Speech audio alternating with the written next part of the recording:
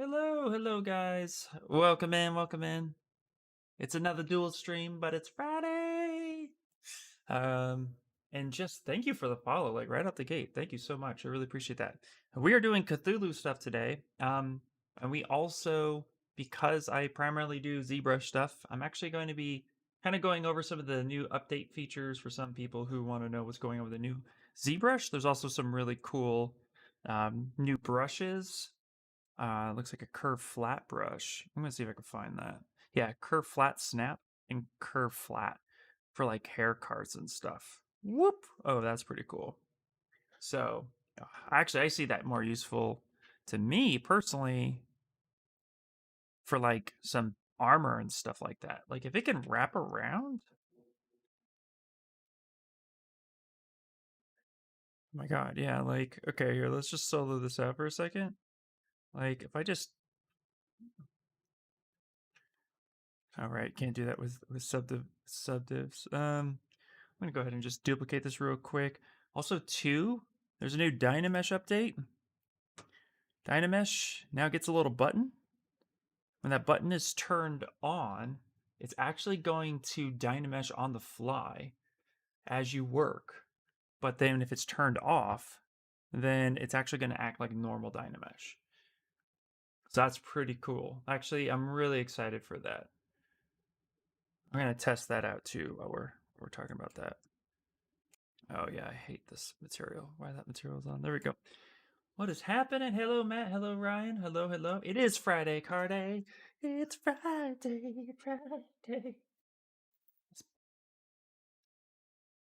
Things are going pretty good. Oh yeah, Cthulhu Antiques. Yeah, that's pretty cool. Yeah, so let me just see something real quick. I'm just gonna go ahead and delete higher and lower. I want to see something with this curve. Come on, is that gonna do what I wanted to do? Oh, maybe not because of where it's at. Let me see. Yeah, look at that. Oh yeah, you could put like a, you can use that for like bracelets and stuff. Like, that's pretty cool. Oh, I'm getting some weird vibes with it, but they did say it's designed for more hair cards, so maybe for them that's like, yeah, so you could just stack on real quick. Interesting. That's pretty cool. So we got some new updates to go over today, which is pretty fun. So hopefully you guys are excited about that. And then let's try the Dynamesh out real quick, and then we'll get started on that project. So with Dynamesh here,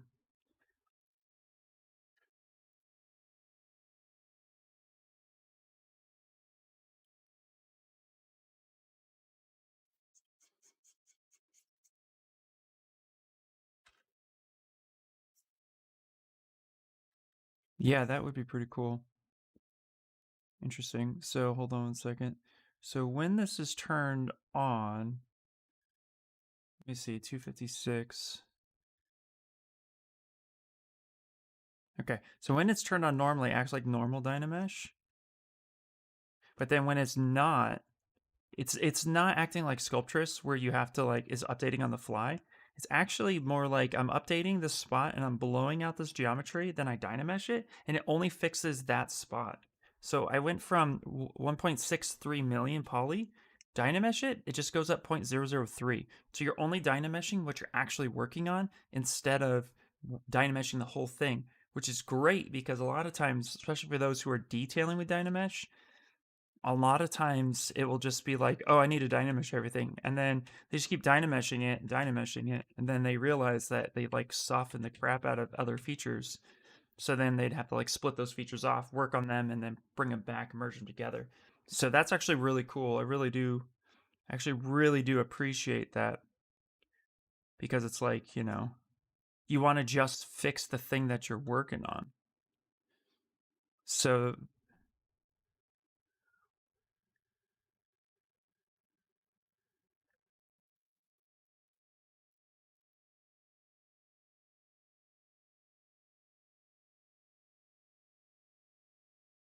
yeah. So it's very interesting.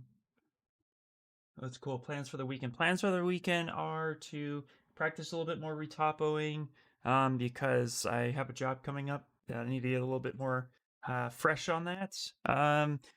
Got to get retopoing to work out, which I actually have a story that happened yesterday, and it got resolved. By the way, they reached out really nicely, which is good.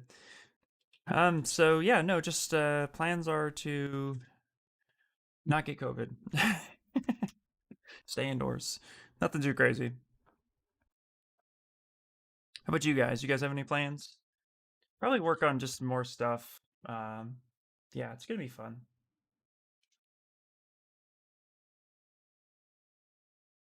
Yeah, exactly. And just so you guys know, dual string with Kamara.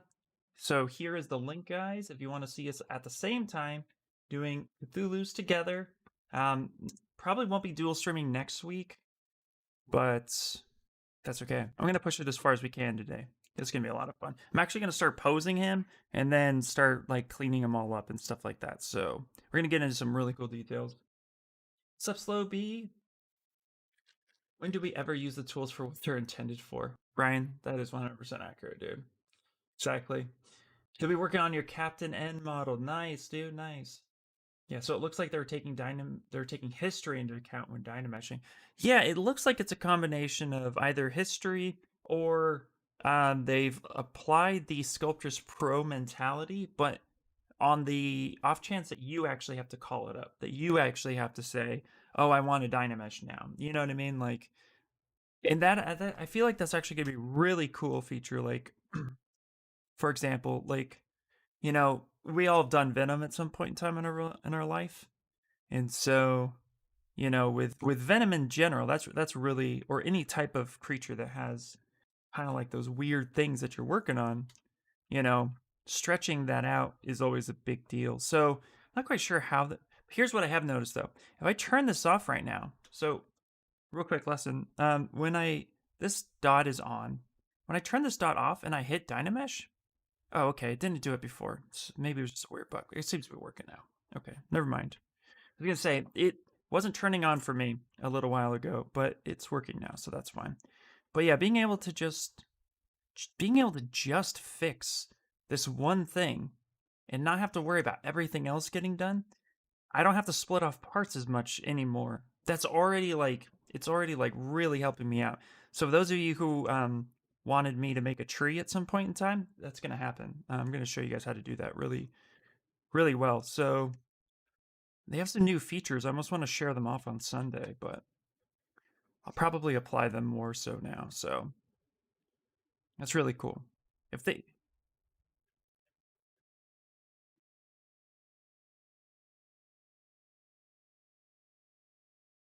oh yeah, I did post it on my site. If you just want to copy and paste, you'll be practicing environments in Zbrush this weekend. I actually want to get into environments too, guys. So I think I want to start small. If anybody has any ideas of really fun small environments, please be kind. But you want to see them on the stream, do me a favor and send me some concepts. I'm thinking I want to do like a tree of life as like my first environment piece. I think it'd be cool. Just because I know for me personally, working on environments is only gonna make my sculpts that much better. I feel like I'm pretty good at making characters and posing characters and bringing the feel and stuff of characters. Speaking of which, I have the thing I sculpted on Sunday. I'm gonna be releasing that in the Discord later today for those who wanted to have that. But yeah, so I'm gonna be doing that. But I really think environments will help me work on my base structure. If I have to pick anything I'm weak at as an artist right now, it would definitely be conceptualizing.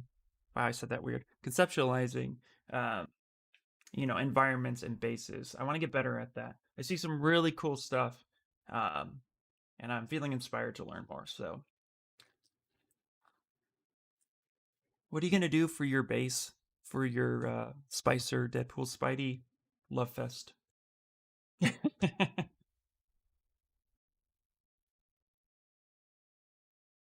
Hey Ben, how you doing? I love it. Mm.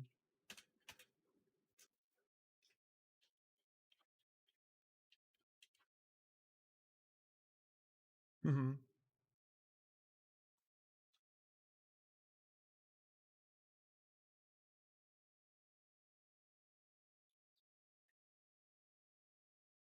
Oh, that's really cool.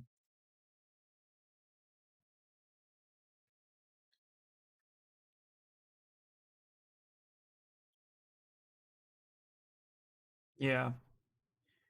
Does Spicer get mad if I tag everyone in his dojo? I say that.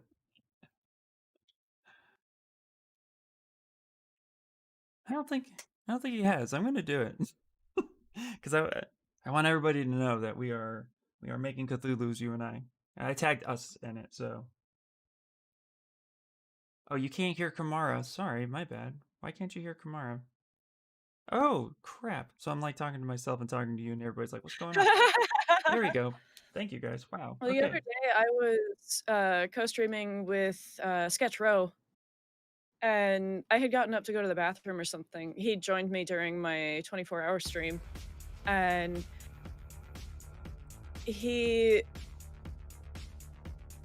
he was when I came back, I said, "Hi, back," and like he started asking questions, and I was responding, but then he would just move on to the next thing, and I'm like, "What's happening? Is he just ignoring me now?" Yeah. And realized I had not unmuted myself. I was muted on Discord, but the stream could hear me. The stream could hear both of us, but Yeah. he couldn't hear me. That's crazy. So, Ben, this is Kamara. She is dual streaming with me. We are both making Cthulhu's. Kamara is a super talented, amazing game artist. She's been working on Aw. this one crazy character. It's a beetle character. She's been retopoing it for like a century, but she's really amazing. So definitely go. He is almost done. I have one forearm, one shoulder, and then fingers and toes left to do. Eyes, nose, mouth, fingers, toes. What, how does that song go? Not the head, shoulders, knees, and toes. Knees and toes. There you go. Shoulders and Knees and toes, toes. knees Knees and and toes. toes. There we go. All right, I knew I'd get it eventually. Here's the mouth and nose.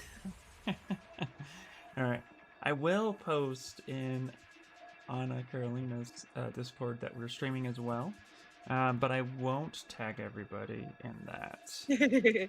But I will tag you in that, so that way she just knows you're active.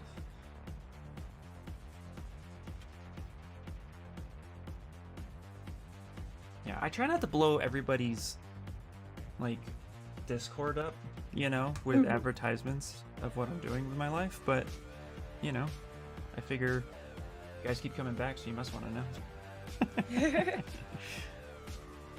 Oh, so how are you doing on the Spicer? I'm almost with the Spicer course because I'm almost done with the mug. I'm like now in deep into the tissues of like how the head and stuff like that works. And there are parts of I'm like, oh man, clearly I've been making that mistake. And it's actually really nice and refreshing to kind of see where you lack as an artist, and then you come in and you're just like, okay, great, I need to fix that. But you know how to fix it. Like, I feel like this is super rewarding because he breaks it down into the best amount of detail without it being overwhelming. Like, because the video that I'm first watching is like 171 minutes, which sounds overwhelming, but he chops it up into parts. So I hit part 4, part 5, and I was like, okay, cool. And now, like, I'm just staring at the human skull, and I'm seeing it way differently than I used to. Yeah. So, Slubby! Looking awesome. Why, thank you. what's up, My Smoke Kid?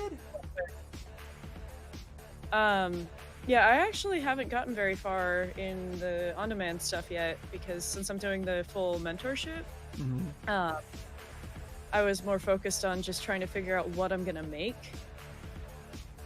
Nice. And so this weekend I'm gonna try and get through as much of it as I can, but I also am trying to finish the Beetle today. Ooh, do it. Well, Retopo anyway. He's not gonna be done, but No, the no, no. retopology. Yeah. I know what you mean when you say it's going to be done, because Yeah, I have to clarify though, because people periodically ask me, "Is the beetle done?" And I'm like, "Oh, no. Oh, no, no. I'm still right. in retopology. I still need to UV, I still need to texture, I still need" yeah. Yeah. No, that makes perfect sense too. So you will be finishing that at some point. Yes. Sweet. But yeah, I actually when I pulled up my Dance of the Spidey pool, I have a beetle schedule here that I made. Shows roughly when I want him to be done by. So according Hey. to this schedule, he'll be done by May 23rd.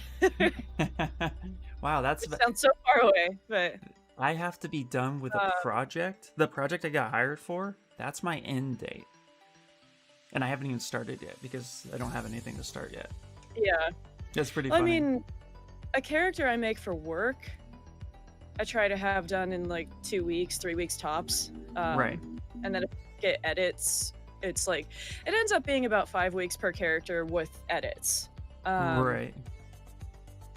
And see, that's what like and then that's average for those rigging who don't know. yeah.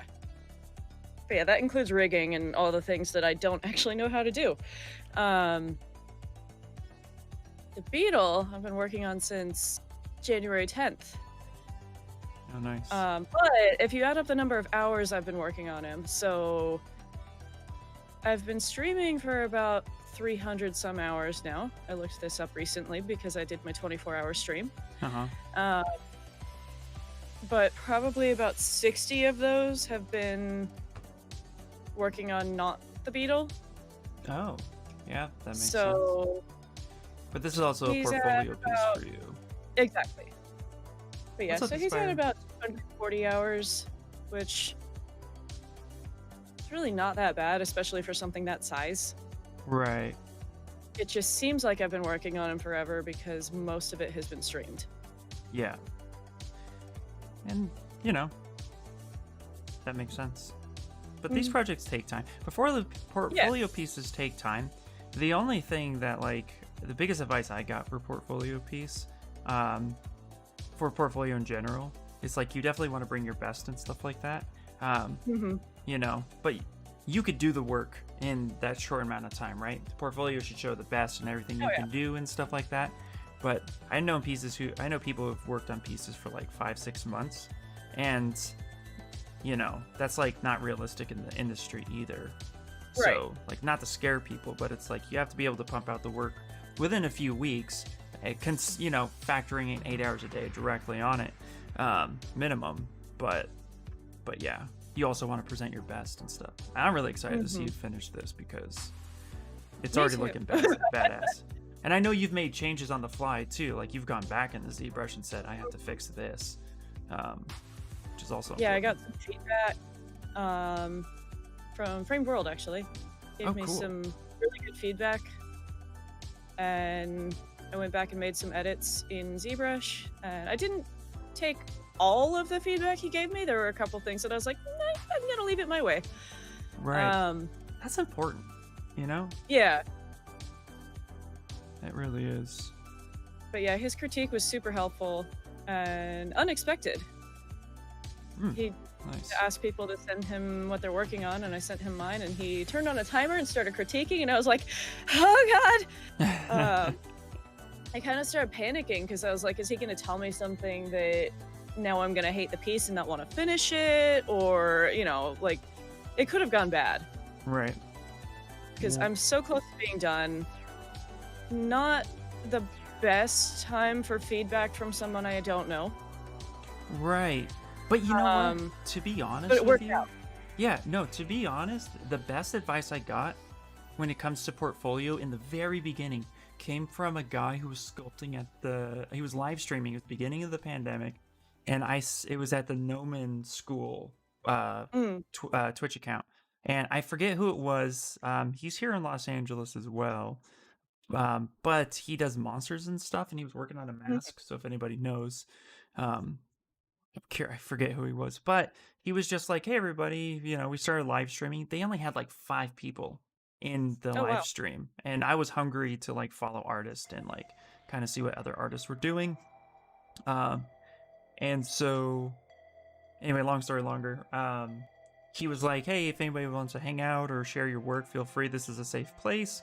And I was like, "Okay, great, cool." So I shared my portfolio, and he was like, he opened it up, and he was like, "Oh my god, this is pretty cool." I had my Wonder Woman on at the time. He was like, "This is pretty cool. Can I share this?" And I was like, "Sure." And then he was just like looking at it further, and then said, "Can I make one small suggestion?"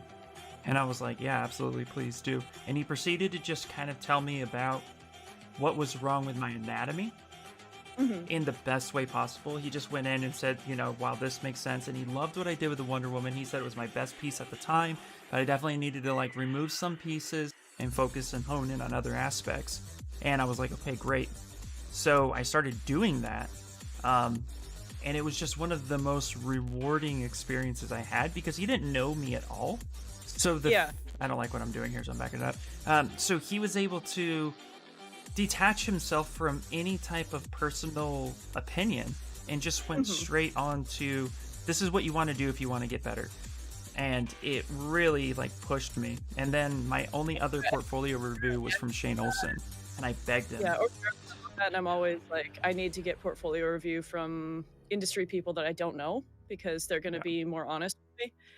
Um, they will the be. only like, when, Frame World started critiquing the Beetle, I just got nervous because, like, I'm so deep in the project, I'm not that far from finishing, but is he gonna tell me something that's gonna make me hate the piece and not wanna finish it now? Right. Um, or, like, is he gonna tell me something that if I decide I need to fix it, it's gonna make me have to redo half of the work I've done or something? Right. Yeah. Uh, but that's not what happened at all. He gave me some really good feedback that I was able to fix without breaking much of my retopology, So and awesome. yeah. Yeah. That's so freaking cool. Yeah, Ryan said, working on something for 6 months, 3 hours a day, every other day is roughly equal to 8 hours a day, every day for 3 weeks. It's true.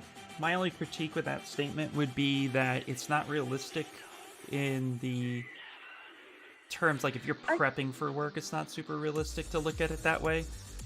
I Be- feel like if you're working on it for a few hours a day for 6 months or whatever, because 'cause I've been there, I've done that. yeah, me too. It's very different because you have time to think about it while you're not working on it. Right, So, you might not be physically working on it, but you're still mentally working on it. right. And for me, it's also what people see. And so Mhm. when people follow you on ArtStation, they want to see you, like your ArtStation needs to be a living, breathing entity. So you need to be able to update it in a reasonable time. So, for example, my goal is to, now I have more time, but I don't sculpt straight 8 hours a day unless I'm working on a client piece. Um, my goal is about every month to 2 months putting up a new piece or striving for a new piece to put on there just so it looks like I'm constantly active.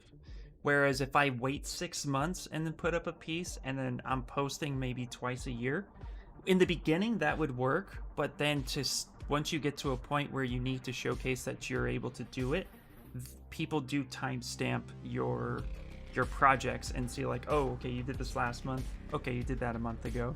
Okay, and it shows, and then your growth and consistency.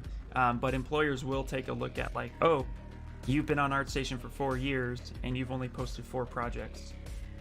But Right. they don't take you Yeah, seriously that way. So it's a double-edged sword. I know it's not necessarily the realistic diff for a lot of people, but the one caveat I would add to that is that if you're working on a bunch of NDA stuff that you can't put in your portfolio, it's kind of understood that you're not gonna have anything new, but you should right, still try to have something in that period.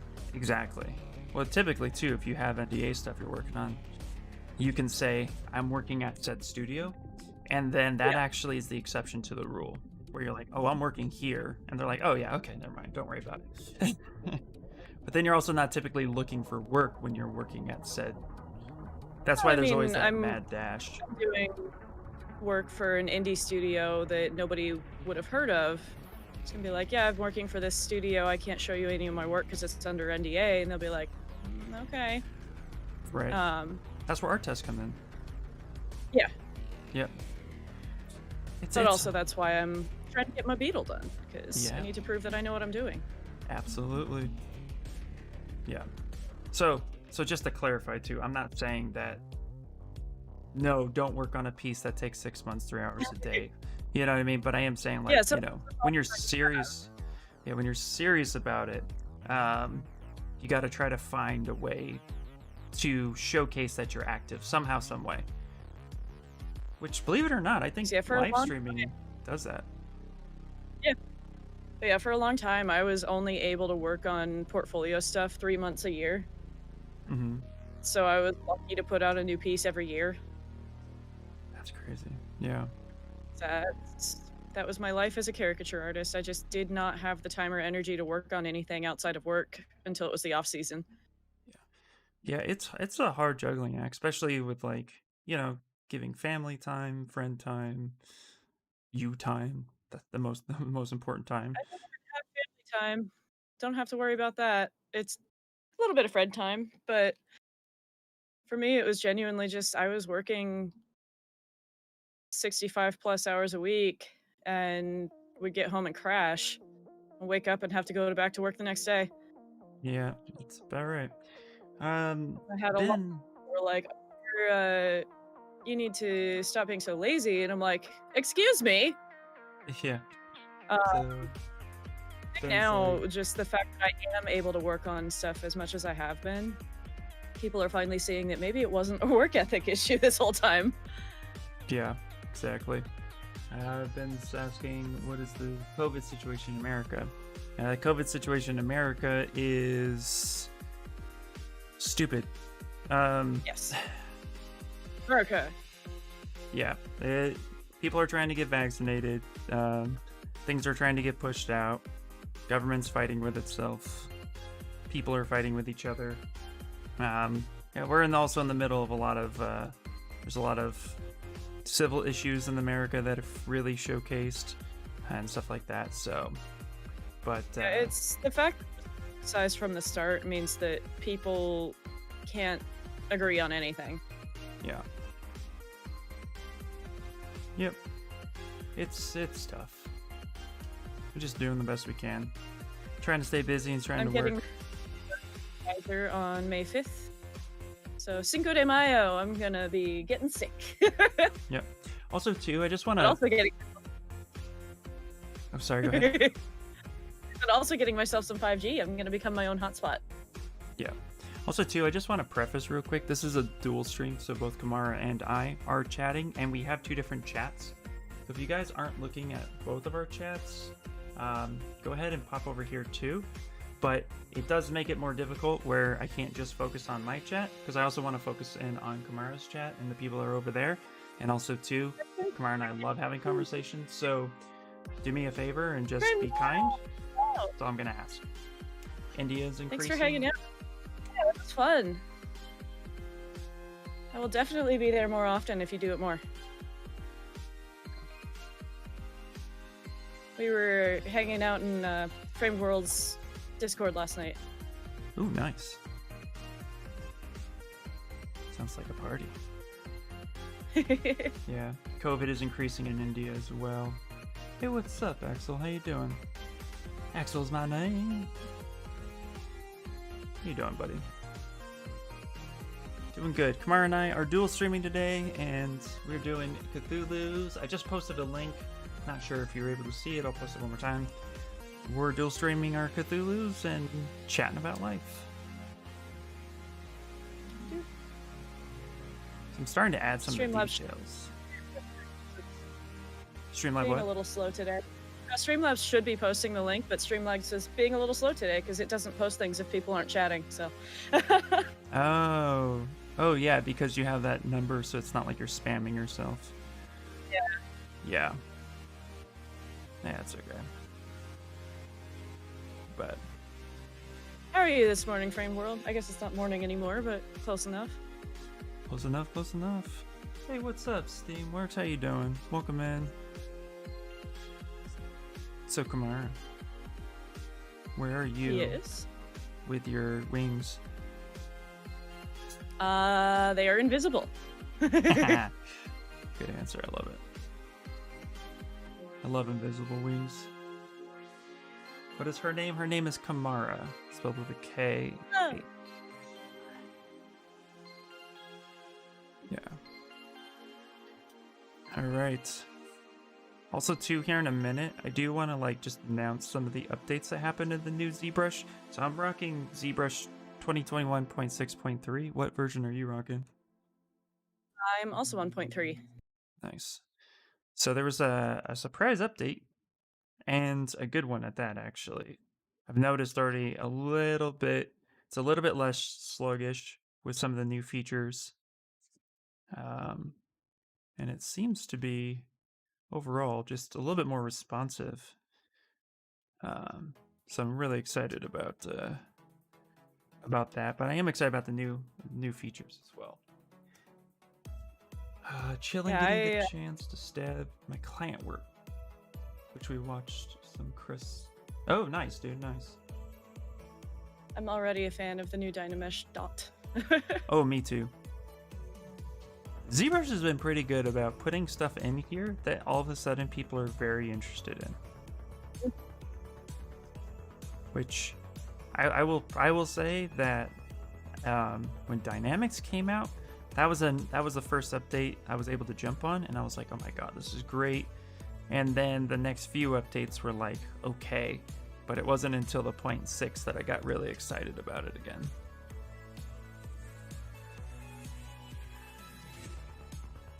So definitely think that they're improving on what people actually want, and that's great. I love it.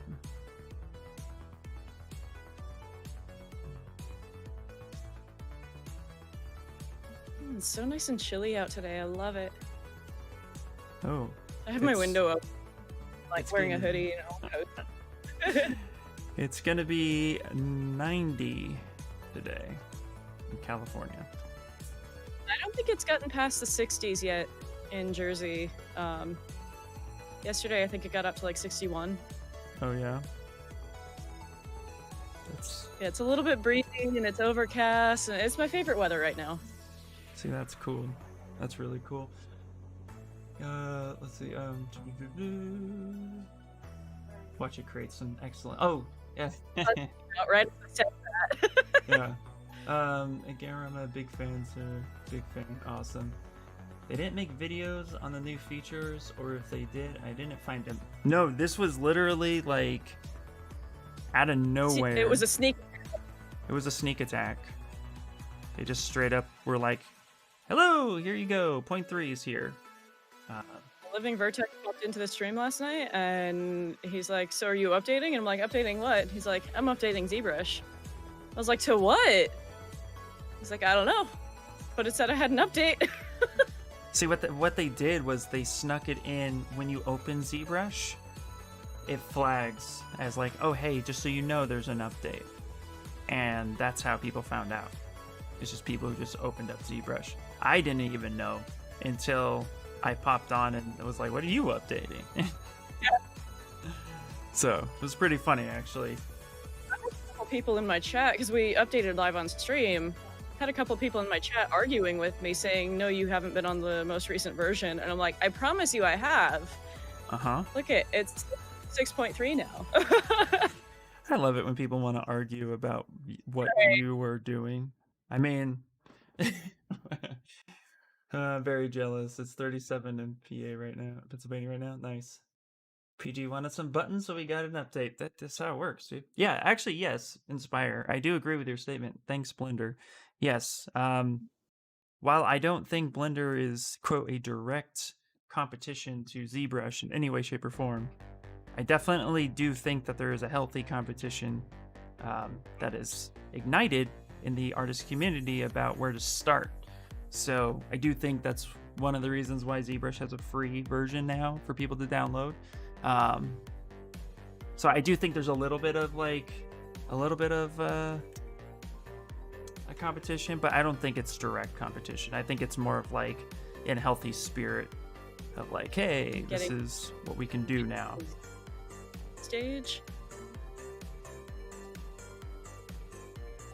Which, oops, I'm building up the anatomy on my legs. Okay, I'm gonna start adding some more of this that I got going on here.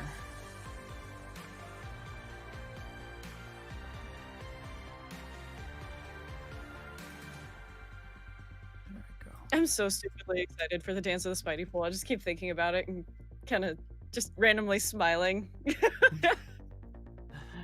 No, you should. It's an awesome project that you're working on. If you guys don't know, Kamara is doing a mentorship with Spicer, and she's going to be doing a Spider-Man Deadpool dance piece. Yeah, the scene has a the scene itself is actually called the Dance of the Spidey Pool. The dance of the Spidey Pool. Freaking love This it. is it. If anybody's in my chat, this is what I'm working on after Cthulhu. Oh yeah. That's freaking awesome. Deadpool wearing Spidey undies. Yeah. Okay.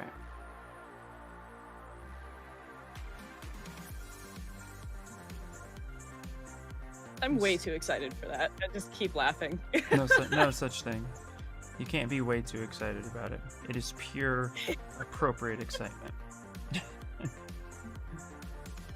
As Yeah, I said to work on male anatomy because I'm weaker with male anatomy than I am with female. And I was looking for something Deadpool related, and all of a sudden I remembered the Dance of the Spidey Pool, and I was like, what better way to practice male anatomy than with two? And they're both mostly naked. yeah, absolutely. Let's see, there's a 100 millimeter micro coming out for my camera in July. I really wanted to pick it up. Oh, nice, dude. Nice.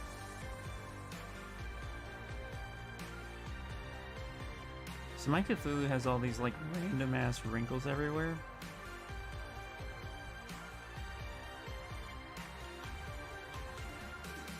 I'm thinking what I need to do is actually pick a different brush. For half a second I thought you were gonna say pick a different concept, and I'm like, what? Oh yeah, no, I'm totally done with this. F this. I don't want to do this anymore.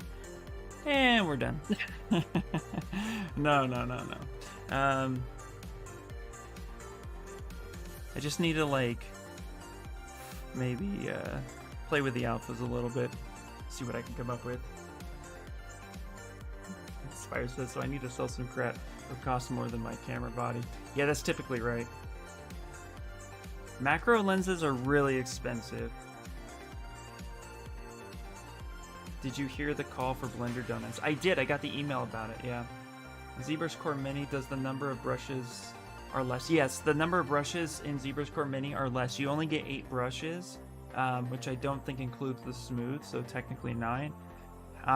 It's very powerful if you know what you're doing, but you are limited not only in brushes, but you're also limited on poly count. You can only go up to 750,000, but there's tricks you could do where you could like take the standard brush, kick the intensity to 0, and like when you're ready to detail stuff, you just detail one section at a time, get it all the way up to 750, and you constantly reduce. You definitely can get a lot done. In fact, let me save this real quick, and I'll load up ZBrush Core Mini right now, and I'll show you what you can do. It just takes patience. So if you're like trying desperately to like create something quickly, ZBrush Core Mini is perfect for like quick concepts without any detail. But the moment you want to detail stuff, you will find a bit of a struggle. But for me, I always welcome the challenge of that. So let me open up a project real quick so you can see it. So here's the thing I sculpted on Sunday with Pixelogic.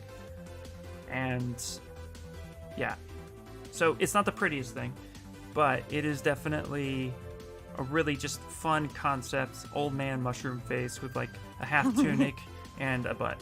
So, so you definitely can do a lot with it.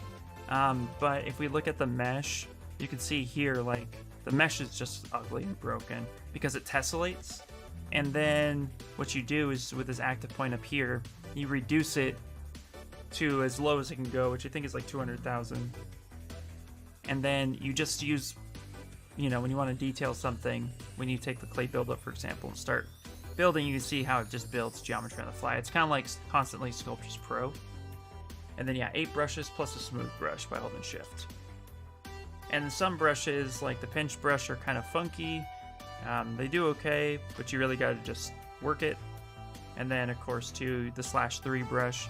But then notice, like, just keep an eye up here at top on how everything functions and performs. And as long as you keep an eye on that number, you should be fine. What do you mean? Definitely has a face. What do you mean I'm not pretty? Exactly, yeah. And this thing is completely printable, by the way. ZBrush Core Mini, one of the best features is that whatever you create, you can 3D print. For the most part, it's constantly watertight. You don't have to do anything else. I didn't have to fix this model. But if you are over on my side, let me switch screens, and then I'll show you. Let's go full screen. There we go. So I'm going to zoom in. Adding wings. Fine. So here it is, completely printable. Now, I used a translucent smoky gray resin, so you can't see all the details too clearly on screen, but they are all there. I'm going to do a light primer, like get like just a gray primer real quick, a couple bucks, and I'll give them a light coat, and then I'll show them off. But yeah, comes out pretty cool. So very, very happy with that. And also too, just quick update, I have printed my Sub-Zero in the same material. Again, I'll need to prime him. I love that material. But yeah, really cool. Came out well. Gluing him together as we speak, and then I'm going to release him next week to the public to help kind of show the world what's happened. So there we go. So all that's good to. So you guys know. There you go. Yeah. No, it was funny watching Ashley freak out trying to use Core Mini. Yeah, that's the other thing too. Core Mini challenges people's workflows. ZBrush has so many cool things. The problem with ZBrush, right, is that it's completely customizable. No, that's not a problem. Why would you say it's a problem? Well, I would say it's a problem because when you cap people's ability to use their workflow, and you're basically when you're tying their hands behind their back, that's when you really kind of like struggle as an artist, and you can learn a lot from that. And it was interesting watching her go through that process, because the positive side is she came out so much strong. She pushed through it, she worked through the issues, she was open about her issues, and I think that's more important. The more important takeaway is that, you know, while we might be super amazing at what we do, when we find a struggle, own that struggle, take it and just harness that within, and, you know, just see where it takes you. No, it may not be your best piece, but it doesn't matter. You're going to learn so much from that experience. And that's why I love Core Mini, because Core Mini to me is like taking digital artists, keeping them in their medium, but basically saying, you're now a traditional sculptor. Make something. So to mention something creature related, adding this guy's wings, and you know, they look like bat wings. Can't see a lot of them. I wasn't really paying a whole lot of attention to the design of his wings. I just went and I grabbed some bat wings. And now that I'm actually building them, I'm realizing he has really strange wings, because the way a bat's wings are designed, this one you can really tell because it's got the sun shining through them, so you can see all the bones. It's basically like a human arm with like the elbow and the fingers. You can see his little elbow in here, and like his hand would be here, and he's got these really long fingers that splay out into the wing. And the little thumb sticks out. Cthulhu doesn't have an elbow. He just has like a forearm with 2 fingers. Right. Yeah. He's He doesn't need no elbow. He's, he's got some stunted little wings there. It's okay. He's an elder god. He probably doesn't even need them. Probably not, no. Well, that's what's interesting about doing the creature study is it's like, yeah, there's rules you can break, but yeah, also at the same time there are rules you kind of have to be aware of. Like, I'm trying to connect the wings to Mike Cthulhu, and his shoulder just got in the way. Anatomically, that wouldn't work. Right. So I need to like find a new position for it to be in. Yeah, that's actually one thing that from my zoology degree, I am always very wary of where I'm placing wings on someone's back. This is not the best placement. It's right on top of his shoulder blade. I'm going to have to move that. You can't have two sets of joints at the same place on your torso. Right. You just can't.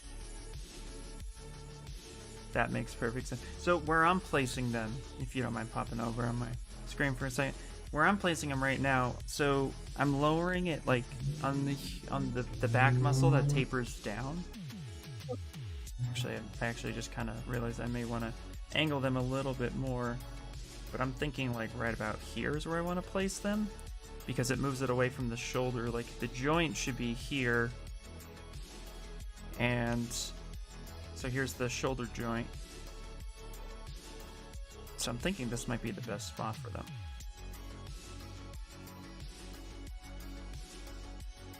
What do you think? The one thing to think about is, does he have a shoulder blade, and is it going to get in the way? Right. Because the shoulder blade is part of the shoulder. It's actually part of how the shoulder moves. You need that shoulder blade. But it's Cthulhu. Maybe his shoulder blade's a different shape. Maybe it's up. Maybe we need to actually like do something. Yeah, I actually more had like... a professor in undergrad that I will never forget when he was explaining to us that anytime he's watching a movie or whatever and there's a character that has wings, a humanoid character with wings, nothing will take him out of the movie faster than if the wings are placed exactly where the shoulders are, because that's not possible. Right, yeah. That's very interesting. I think... Dallas, hello! How are you today? And yeah, who doesn't love Cthulhu? Exactly. I think what I need to do is actually kind of shrink his wing bone. Actually, I'm my cat assuming was it would super be a quiet last bone. night. Sorry, go ahead. I interrupted you. My bad. Oh, I was just complaining that my chat's been too quiet today. To be fair, I've been talking this whole time, you know. I've had like 2 people come, well, more like 5 people come in and say hi. That's about it. Guys, I'm said sorry. anything else. I'm such a chatter. I'll go on for hours. No, if nobody stops me. Kamara has it right though. She just starts talking, and then I'm like, oh yeah. Yeah. It was last night too. I don't know. Last night I had people watching, but nobody was saying anything, and I'm like, I'm all alone. Why am I even here? That's very funny. I'm on Twitch, hang out with people. Someone say something. Yep. Oh, so let's see. Ben says Mortal Kombat characters, film characters are awesome and marvelous. Absolutely, 100% agree. Even the original Mortal Kombat is sick. Did I tell you that the time lapse like got me free? Wait, hold on. Did I tell you that the time lapse got me a free flex plate system, and that's why I bought a second Mart? No, that's awesome, dude. Congratulations, man. You know what actually inspired? I'm gonna say real quick. Hopefully, too bad. What I'm gonna say, Inspire, is there's not a. I think there's a market for what you're doing with the sculptor to printing their own stuff and showcasing. If you could do like a Uncle Jesse meets, I don't know, like if you could do like an Uncle Jesse meets Shane Olsen mix, where you like do like a time lapse of your character and then show off the print and like merge it in a way, kind of I guess like what Chaos Cortec has done, but I don't know. I feel like there's not enough creators / printer challenge, and you got both knowledge. Just a thought.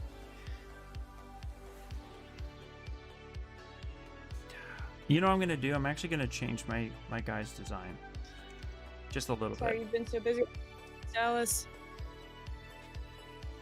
I'm not actually mad at anyone. Like, I'm not upset at anyone in particular for not chatting. I'm just like, my chat's been quiet. What's happening? She's just giving you all a hard time. And they're all saying, well, Ian doesn't shut up, so, you know, what can we do with that? I do.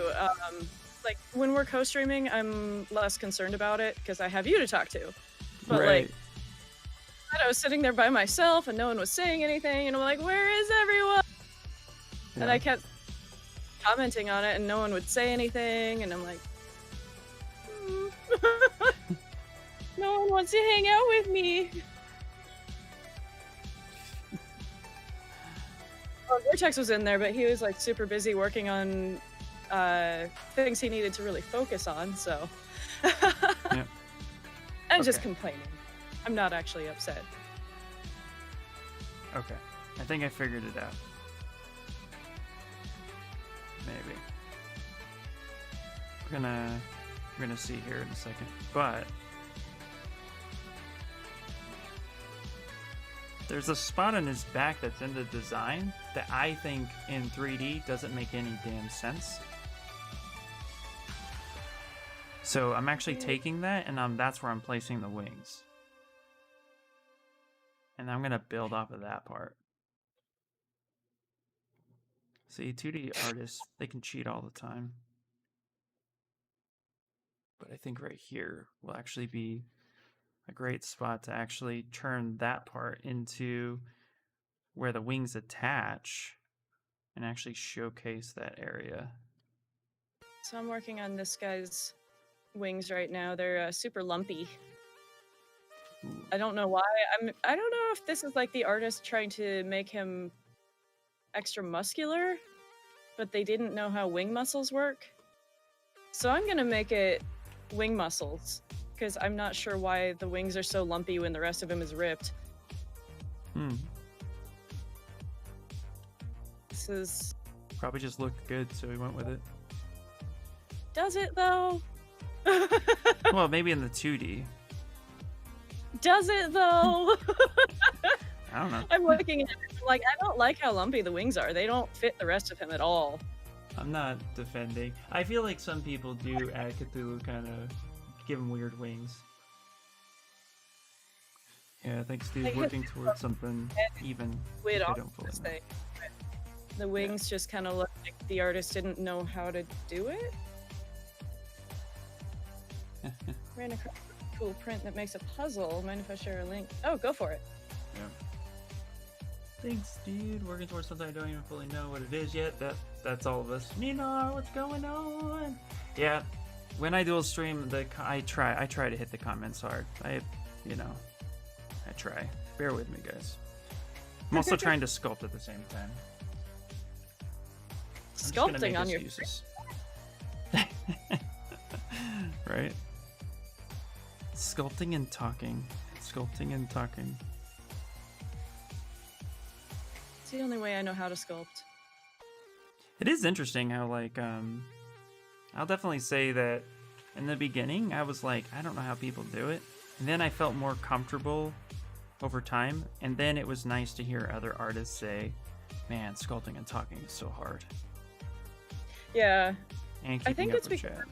I've teachers for so long. I'm already used to doing art while talking. Yeah. Oh, it's one of those things. My dad used to have a puzzle like that. I think what makes it hard here too, you know, I love dual streaming with you and stuff like that. So we get a conversation going, and then like last time the chat was like going, and Yeah. I was like, I can't follow the chat. It was like I was so far behind. I felt bad Right. too, but just know, like, I'm not ignoring anybody on purpose, like, because I also want to get this. I also want to showcase this project and stuff like that. But yeah. Dallas says, Ira Sculpts, it's a pleasure to meet you. Oh, pleasure to meet you too. Thanks for being here. So I can be a distraction, don't mind me. I didn't catch the name of your co-streamer. Oh yeah, Ira Sculpts. Let me, there's our multi-stream link. me complaining about chat being quiet, really the main reason I'm like, is because Streamlabs isn't gonna post my links if no one's chatting. Right. Yeah. Yep. I'm not actually upset. I'm just like, this is different. I um I do have a small little I feel like every day I have an announcement. But I do have an announcement about my channel. Thank you so much, Dallas Mad Hatter, for the follow. Um, so real quick announcement is that next starting May is when my project is really going to be in full force. So my streaming is going to be kicked down quite a lot. So I may not be streaming as much because I'll be busy with actual work, which is awesome. Can't complain there. But that being said, is that if you guys don't mind, do me a favor and follow me over on my my YouTube, because I'm still actively going to be pushing one tutorial a week on something within Zbrush, either a new feature or some sort of like how-to or time-lapse. It'll be something. I'm gonna keep that going because it seems like the right move to make. When I can stream, I will stream, but unfortunately I'm gonna have to like dial back. But I still will be streaming on Pixo every week too, so it's not like I'm leaving the live streaming completely. It's just I'm gonna be working 8 to 10 hours a day on something I can't stream. Stream even more. So please support Kamara and her streaming constantly more. But I'll stream when I can. More than likely, it might go down as bad as just once a week on Pixo, and then my YouTube channel will be posted. But I'm going to be pushing my YouTube channel a lot. So if you guys are really excited about any type of new tutorials, do me a favor, check that out. I really appreciate it. But yeah, that's just a quick update on it. But next week I'm still streaming, but it's just I might have to just pull back depending on how much work is. That's the real caveat, is I don't know how much work is going to come through. So they could say like, oh, this is going really fast, and then it doesn't affect me at all. Or it could be like, shit, I'm struggling and I got to get this done, and they're just putting work on it. So just a heads up. Thank you for the raid, Rodrigo. And for those, again, I'm Kimara. I am co-streaming with IR Sculpts, and here is our multi-stream link if you want to watch both of us, or you can watch both of us on Twitch, however you want to do it. We're doing Cthulhu's, and this is the I'm currently working on his wings, but I don't like how lumpy they are in the concept because they don't make sense to me, so I'm making them a little bit more anatomically correct. That's what I'm trying to do as well. What were you working on? Or doing? What were you doing? I guess you may not have been working. Yeah. I want to learn more about sculpting. I don't know much about the tools. About digital sculpting, that's a series I've been wanting to do, that I might go over some of the more popular brushes more in depth and what they do and stuff. That's a great idea. In fact, I will write that idea down. I'll open up Notepad. Though they might not have all been bots. Might have just been lurkers. In depth. Textures for Rocketeer backpacking. Ooh, nice. Zbrush. Tools. Look at that. Boom. Written down. Very much. Are you posting the Living Vertex link? I know I turned that one off. Yeah, it's off. I wonder if it just hasn't posted enough. Like, it hasn't had enough reason to wake up yet. Because it's only posted like 3 things so far. Oh, that's our Discord link. Never mind, I'm dumb. I just saw the name Living Vertex and I'm like, that's not who I'm streaming with right now. Right. Ryan said, you could pick someone in the fill in for you while you're working. Maybe a card I pretend to be you.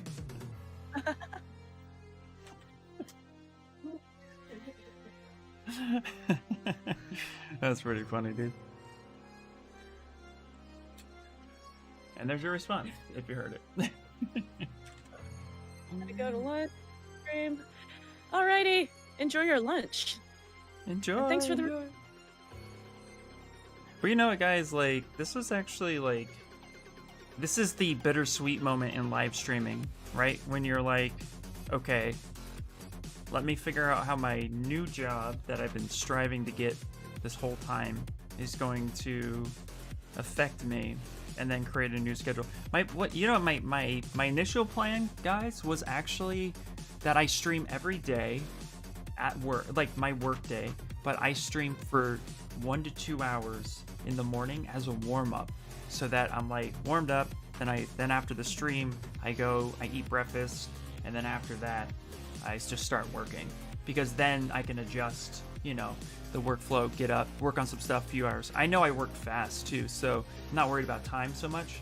So that was an idea too. So it depends. I either might go down or I might increase, but I'm only on for a little bit. Because the important thing to do, which is always an artist struggle, is keeping actual personal projects going while you're working.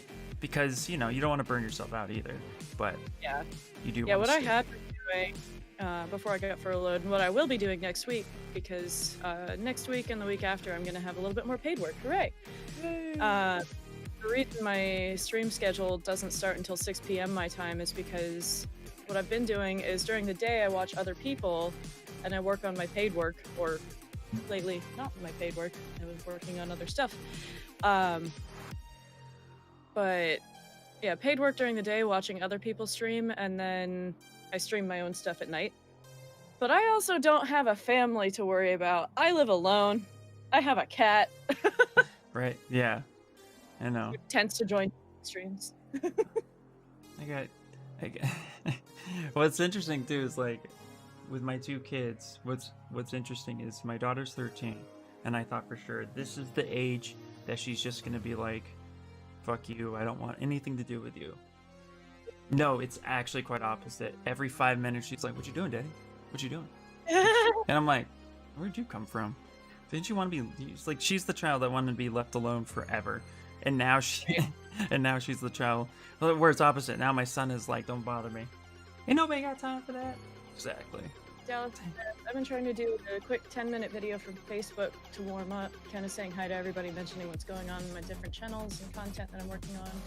And I try to engage with a couple people to see if anyone's interested in gaming together. Ooh, nice. Oh, nice. Once I get to the afternoon, I do a longer stream in the afternoon, and that's more of talking with people and conversating. Nice. Yeah, that's really cool. I love hearing everybody's different routines with streaming. Yeah, it's really nice actually to, like, be able to relate to, like, a busy schedule. Yeah, Vertex, I don't want to speak for him, but I'm going to. We've been dual streaming together a lot because I started streaming and I was like, yo, this has been really helping my productivity. And he's just like, oh man, I need something like that. And I'm like, join me! Yeah. So I talked him into joining me. He also has kids and can't just live on Twitch like I do. Right. But so he's been dual streaming with me every Tuesday and Thursday, and occasionally on Mondays. Nice. We usually start right around the time his kids are going to bed. So, they go to bed about halfway through our stream, I would say. But so he gets up to leave to go put them to bed, and then comes back, and yeah. Yeah. No, yeah, it's all about just, like, trying to find something that fits the schedule properly. And that's really what's going to be happening. That's more of like, I'm an extremist. So when I say, oh, I'm probably not going to be able to, for me, that's going to be like half the time of what I normally do. So, and I don't know. It's just kind of like how my brain works, where I'm like, I'm never going to be able to do this again. And then it's only like 1 day less. And then all of a sudden, everybody's like, I thought you said you couldn't do it again. Be like, well, Hey, Ardo, how you doing? She also has a tendency to ask really philosophical questions out of the freaking blue. Yeah, my daughter does for sure. I don't think. Yeah, I'll just put a beardy dragon stream up. I'll just put the camera by his cage, and you could just call it the day in the life of a bearded dragon. You guys can like Do it. watch him, and then when it's feeding time, you could say like between 10 to 20 worms. You could figure out why he's just randomly upside down on his hammock with a black beard, looking at you like he's pissed off at the world. You know what's funny is the other day, love the stream, gotta bounce, have to pick up the munchkins. Dude, Matt, no problem. Dude, thanks so much for stopping by, appreciate it. The other day, my bearded dragon just kind of like, he needed food, so I went and bought him food. But the guy that was serving me food, you know, I was like, do you have any worms?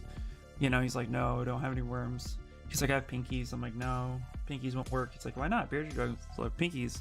And I'm like, the problem is that, you know, he's had pinkies for the last 3 weeks, so he's tired of them.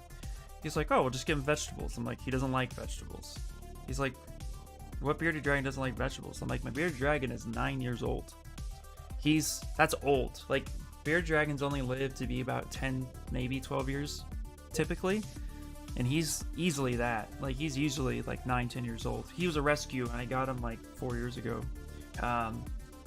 Anyway, he just hates vegetables. He'll literally, I will feed him maybe like, you know, I'll feed him once a day, and then a couple days will go by, vegetables in his plate, he just kicks it around. He hates it. So I figure he's old enough to just eat whatever he wants within reason. So I just gut load his food with all the vegetables and stuff he should be eating, but he hates it. He'll starve himself to death.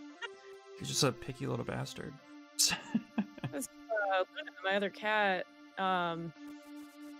she was super picky about her food. I had to get very specific food, and I could only get the one flavor of it.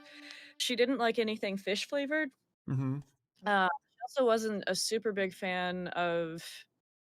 There was one that was like duck and something else. She didn't really like that one. Uh-huh. She just wanted the turkey and chicken. Just the turkey and chicken. Which was weird because she's also the one that if I ever had sushi in the house, which not very often, but every once in a while I would get sushi and bring it home, she would jump up and steal a piece of salmon and run away. So funny. Whereas I try to give Brandy a piece of fish and she doesn't want it. That's hilarious. Ooh, I just realized I never played with this blob brush before. It's fun. Ooh, oh, I think I just found a cool brush. Yeah, my bearded dragon is baller.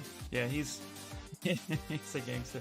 His name is Roger, actually, because when I bought him, he was this grayish, ugly color, and he reminded me of Roger from American Dad. So I named him Roger, and I knew nothing about bearded dragons when I got him.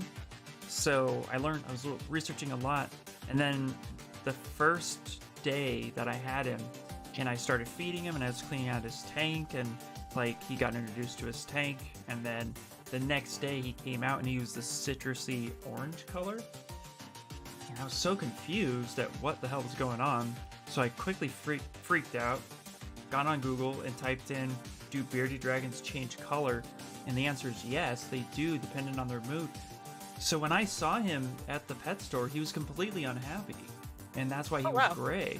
But when he, you know, just being a day with me and like cleaning out his tank and feeding him food and just like doing his thing, he was so happy. Like it made me like want to cry almost. I'm like, wow, just one little thing. So it was crazy. And so now I could tell.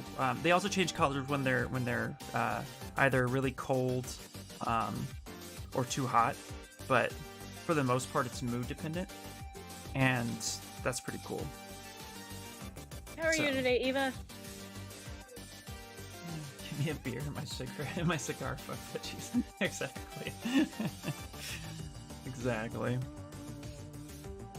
Okay. Looking cool. Ooh, elastic. What does this do? Whoa. I'm enjoying listening to you discover new stuff. Yeah, this is really cool for creature stuff. It's really powerful though. I found elastic. The blob was doing okay, but it was stretching my material, really just stretching it almost too much. Whereas, and I'm at 4 million right now, almost 5 million. So I'm like, I don't want to stretch out with the blob brush. But this brush... Oh my god, Eva! Eva, I haven't shown you what I'm doing for Spicer's. Ooh, Evo! Hello! Okay, but now focusing on some creative stuff, so that feels nice. Nice! Creative stuff makes everything better. Yep. So, I'm doing Spicer's mentorship on top of Anna's because I'm a crazy person. And I was supposed to pick some form of scene to, or well, not pick, but like I was supposed to design or pick some form of scene to sculpt. And the only real requirement was that it needed to be a scene with a consequence. But anyway, the dance of the Spidey pool. Yeah. Okay, I have to read what Ryan wrote because I actually think this is a great idea, but I would have to participate. He said the idea, what if something was set up like a challenge, live stream the bearded dragon and challenge everyone to sculpt him? Ah. That's actually a really cool idea. I really like that. Drawing sculpt off, life drawing sculpt off of rock. That's actually a really cool idea. Homoerotic amazingness. Yes. I like that. That's actually a really cool idea.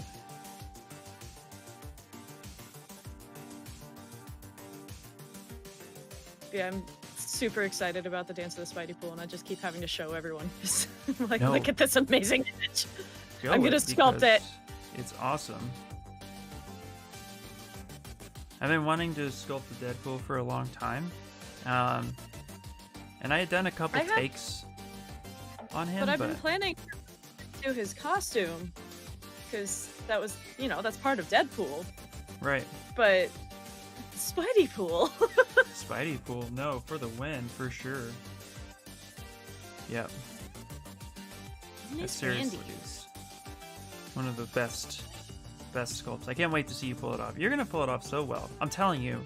I'm going to like, even if it's literally like,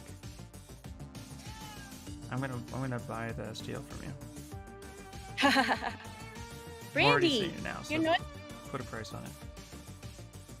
so the dance is actually in the first issue of it's called Spider-Man and Deadpool, also known as Spidey Pool. The comic series is canon. The subtitle on it is The Best Romance Ever. Absolutely. And so the story with the dance of the Spidey pool, because I haven't told it today, they were on a double date. Spider-Man didn't really want anything to do with the double date in the first place. He didn't know what was happening. Does he ever? I mean, he knows. Okay, Spider-Man knows. Nobody's friends with Deadpool. Deadpool called him under false pretenses. I don't remember what he told him, but made it sound like they had a job to do, like they had to go save someone. Next thing you know, they're on a double date, and Deadpool is on a date with Thor, female Thor, Jane Foster Thor. And then Spider-Man is with some hot chick, he doesn't know who she is. And long story short, Spider-Man's date is actually a succubus. And Deadpool annoyed the succubus and Thor, so they got their revenge by brainwashing Deadpool and Spider-Man and making them do the dirty dancing routine together. Perfect. Except that Deadpool can't be brainwashed because his brain is Swiss cheese. So he was just into it. He's like, okay, let's do it. And takes off his costume and happens to be wearing Spider-Man undies. Yep. See, if I was friends with Deadpool, which I want to be, so, you know, you just have to be down for anything at any moment in time. You just have to be like, okay, this, you have to accept certain possibilities as reality, and see that's the thing. Deadpool's already there. So I'm sure Spider-Man knows. I think deep down he knows. But he rejects it. Yeah. But yeah, partway through the series, he starts realizing that he actually does really like Deadpool, and he's like, "What's happening to me?" Mm-hmm. Of course. My Deadpool's awesome. What's not to like?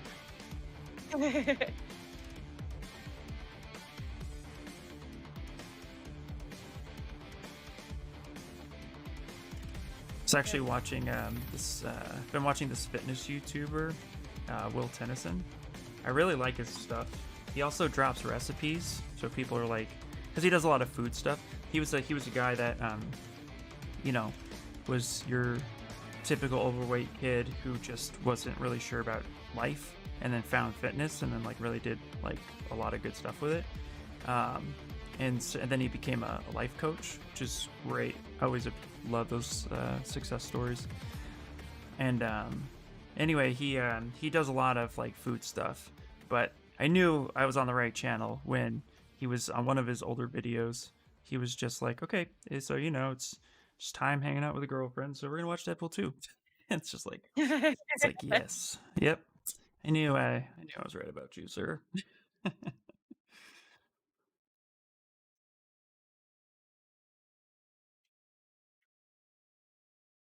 Yeah, I was trying to come up with something Deadpool related, and I was really focusing on the scene needs to have a consequence. Mhm. Um,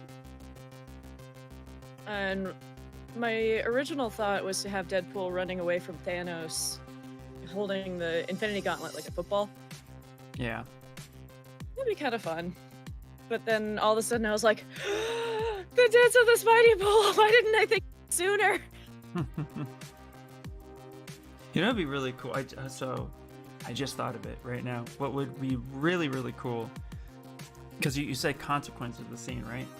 So Yeah. what if Thanos? What if Thanos was still performing the snap, but Deadpool was teabagging Thanos and poking his eyes? Like that's gonna prevent him from snapping, but the snap is still happening.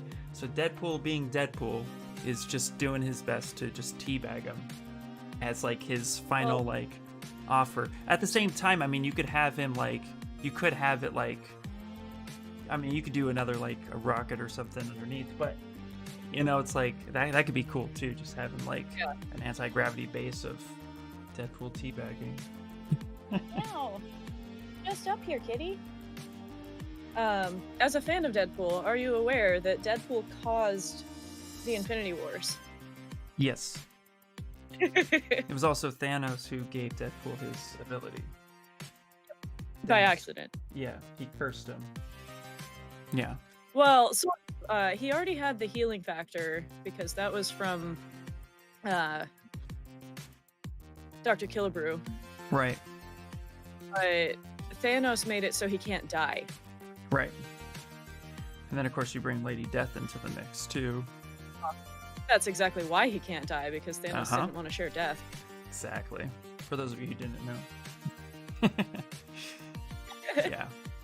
No, it's Deadpool died at death and eventually came back to life because Deadpool can't die forever. But Thanos and Death had a thing, and well, more like Thanos had a thing for Death and she wanted nothing to do with him, and he kind of did the whole if I can't have her, no one can. yeah. Typical Um,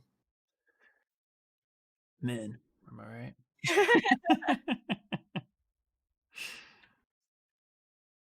Yeah, yeah. Just gotta love it. That's why Matt Pat was wrong when he said that Deadpool wasn't working. You seen that film theory of his? The whole the fact that Deadpool should be able to die with the regenerative powers. He did kind of the same thing with Wolverine because of that's how there's a connection between Wolverine's ability and Deadpool's ability. And so anyway, so he generated the two. He brought the two kind of together to say Deadpool should be able to die if, you know, his head got destroyed because of X, Y, and Z. But he missed the point that he's cursed. so, Right. so that kind of trumps science. I'm sorry. He was okay with Lady Death. Yeah. It's like, no. At one point, Deadpool was actually... He tried to piss the Hulk off enough that the Hulk would somehow manage to kill him because he wanted to go see Death. Yep. But even the Hulk wasn't able to kill him because he's cursed. He can't die. Right. Do you think that's where the movies were trying to go with, oh my god, why am I blanking on her name? His girlfriend. Were they, like, secretly trying to get... They were trying to... They couldn't decide if she was copycat or not. Because she was supposed to be copycat. Was she?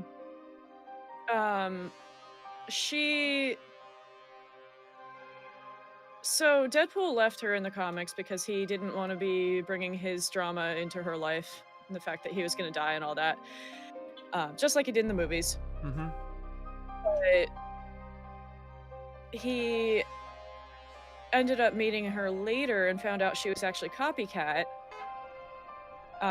Except that when he found that out, so he was hanging out with Cable and Domino, and turns out way later he never actually met Domino. That was what's-her-face as copycat pretending to be Domino.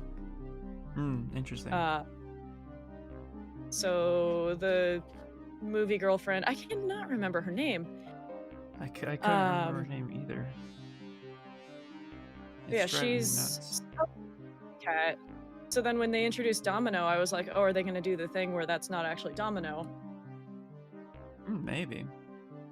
But they haven't. But No. also, it took several comic cycles before they were like, oh, by the way, you've never actually met Domino. Which guy says the multi-stream always messes me up, so I have this open on 2 different tablets. Yeah, honestly, I don't watch things on multi-stream. I just provide the link for other people in case they think it's more useful. Yeah, I'm gonna say it.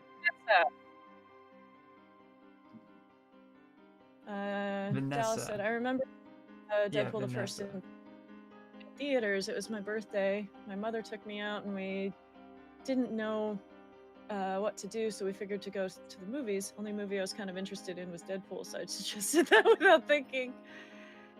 There's one particular scene that was more awkward than the rest. You can probably guess which one. Yeah, just imagining watching that movie.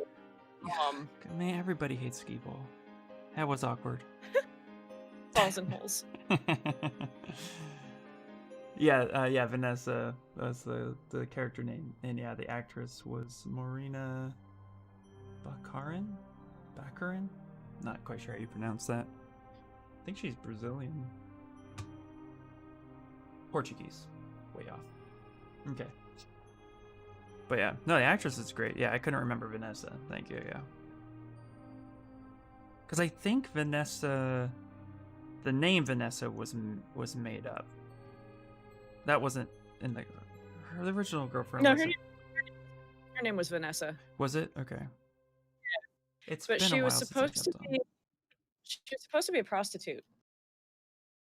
Right. They made her more innocent for the movies. Did they? I mean, she left prostitution. Because they just didn't show her being a prostitute, except for the fact that he bought her the first date. Gotta go, but see you soon. Okay, thanks for stopping by. By the way, I was trying to lurk in your stream the other day, and then all of a sudden I noticed, oh, I'm being hosted by Eva. Okay. I was like, why am I watching myself? Oh, Eva stopped streaming. That's funny.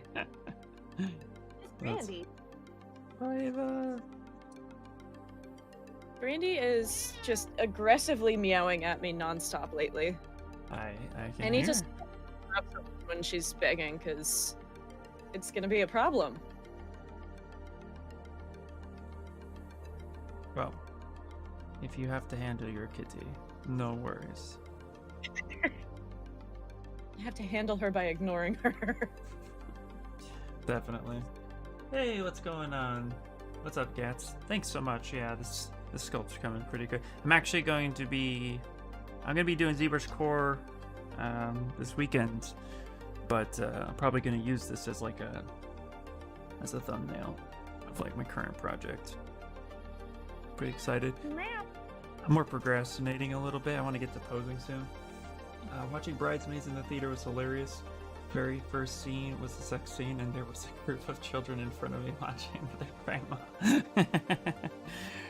There was a kid, first time I watched it. I watched Deadpool 5 times in the movie theaters, back when the movie theaters were a thing. I watched it 5 times. AMC. Yeah. And the first time I watched Deadpool, there was a kid. Jealous. Which was weird. That was an awkward moment. I mean, not for me. I was just like, why would you? I was the parent that thought, I didn't say it out loud, but I thought, why would you bring your kid to this? But, you know, I don't judge. The first time I saw it, I went on premiere night. Mhm. And the theater I went to actually wasn't letting people bring kids in. Because they were like, okay, I don't think you realize how R-rated this movie is. It's premiere night. We're not letting kids into the theater.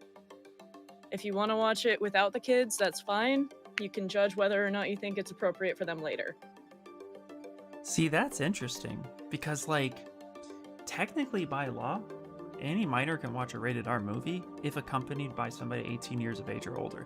And you know what I mean? Like, so that's an interesting stance. I don't disagree, like, you know, but at some point, like, that's why it's like, you know, to each their own. Just you hope for good parenting. But, you know, I think it was also that being premiere night, they knew that it was going to be a lot of Deadpool fans there. yeah, no, that was probably it. Yeah, it's like a double-edged sword almost, of like, you want to do this thing, but you don't. But also, How are you this morning, Next Knox? hey, Nexnox. It's like Guardians of the Galaxy in the movies. They were more friendly and less vulgar. Absolutely, yeah. AMC is open again. Theater was icky to begin with. Feels more icky now. Ooh, yeah. Ooh. I haven't wanted to go to a movie theater in a few years. I don't know why I would start going again now. When the pandemic happened, there are a couple things I accepted real quickly, and it was more of a personal thing, and it was theme parks, while enjoyable, I can live without, and movie theaters are okay, but my home is a better movie experience than the average theater. So why am I going to go spend tons of money at a theater? I would much rather support and like go onto HBO and give $10 or $20 to rent the movie so that it goes directly to the studios instead of this whole theater split cost thing. So I was like, yeah, theater's okay. I don't need to ever really do that again, you know? I mean, I'm sure one day I will, but not for some time. I don't know if I haven't liked movie theaters in a long time. Yeah. Anything in particular, or? Mostly just like the people. Fair enough. Everybody being noisy and like. So, for example, I saw A Quiet Place in the theater. Nice. Bad idea. Do not see a movie Quiet Place in the theater, because like I could hear people crunching their popcorn and breathing louder than I could hear the movie. That was like, I heard that was supposed to be on purpose. Like that's what they wanted you to experience. Ah, no, gross. Because it like made it more intense. It didn't make it more intense, it just made me want to slap people. Fair enough. Like, stop breathing! I can hear you! Yeah. That's funny. But yeah, no, everything's super overpriced for movie theaters. Before the pandemic, there was a theater trying to do like the interactive, where like you sit in a chair and then there are like certain feels or gust of winds or something that would happen. And funny enough, they were actually more primed to reopen because those chairs took up so much space that they were already technically social distancing. Right. Thank you for the raid. How are you today? How was your stream? Isn't that your like second raid today? Good job. Hello, raiders. No, I still only have. Just on fire. I usually don't even when I'm streaming, but things have been quiet yesterday and today. It's a little weird. Well, I think too, like there's tons of people going back to work now. Yeah. Some things are opening up again. Yeah. It's working on Hitchhiker. It's in a game in which you can catch rides from people. Oh, interesting. That sounds like a terrifying game, honestly.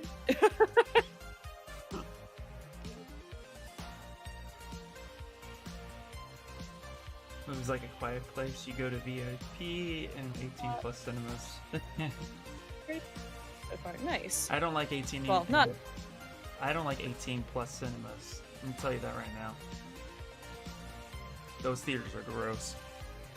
For undisclosed reasons. I'm sure you know. Yeah. Ski ball. Ski ball, exactly. We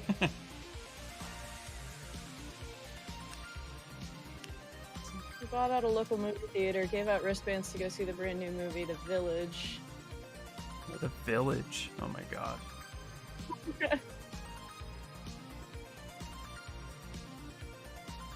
Yeah, I've never been to an 18+ cinema either. I have zero interest. I don't like regular movies. There was a theater that I used to go to that used to do like old movie screenings, and it used to be it was a Tarantino theater that I think he still owns it. I mean, he owns it, but I think he still does or did showings. But he would show old movies, but it was an old 18+ heavily adult theater that he repurposed, and you just got weird feelings when you were there.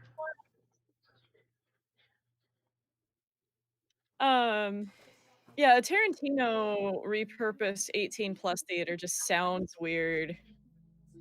I feel like you'd walk in and be like, ugh. I mean, it's right up his alley.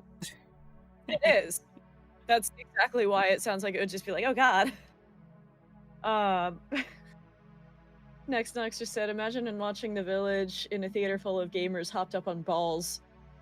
You'd be lucky if you heard any of it, but it was fun. God, I haven't thought about balls in so long. I had balls like a couple months ago, and then I didn't know they still make it. They do. Actually, it's in most of it was being imported in the States from Canada. But Fry's electronic stores, before they closed, it was my main source. Is where they had it. Ski ball. That is what I said, Neonar. That's what people are upset about. Yep. Balls and holes. Balls and holes. I've seen too much balls around here. Fry's was the ball spot. Yeah. God, Fry's was the ball spot. It was, absolutely. What is ski ball? Are you serious? No, Ninar, you're messing with me. I'm not even gonna answer that. Go to google.com and type in ski ball, just the way you're typing it. Lie down. Thank you for the raid. Also, I forgot to post this for anybody who just joined me. That's multi-stream link. The other voice you hear is IR Sculpt.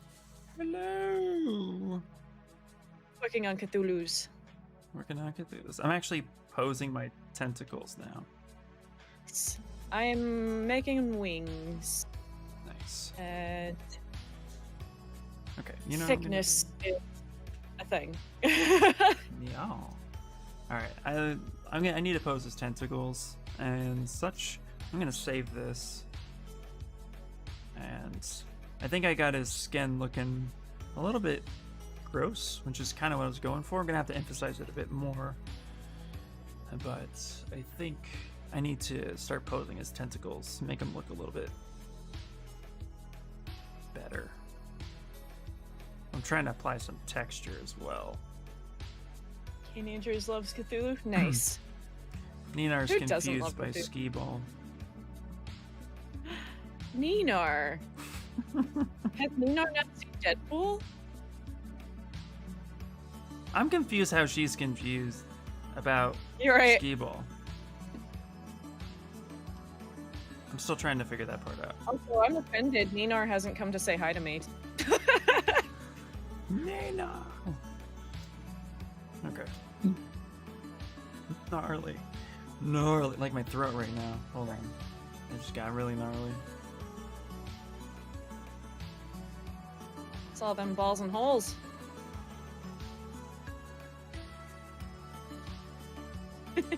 I'm not afraid to say that. Okay. Listen, Alright. Ty, have I shown you what I'm working on for my other mentorship? I have to show everyone. Do it. Show everyone. Okay. Alright, we're gonna start doing some posing here because asymmetry is killing me now. So let's go to transpose master. Kick that over. Oh, Kamara can't do multi-stream because it breaks, but she says hi. I have seen Deadpool, but don't remember American jokes. When they go to the like Chuck E. Cheese place, when they go to the arcade and they play games, and they're talking about putting balls in holes, and you know the whole row, which he's like actually realizes she's really good at it, and he throws the ball into the hole. Okay, that's skee ball. How he plays it is not how you can play it, but I mean you can do whatever you want. But yes, that scene in the arcade, the game they play together, that is skee ball. And the ball's in holes because it's a ball that you have to put in a hole. Yes. Well, and also because they were on a date. Right. A paid date. With a yogurt coupon. Yes.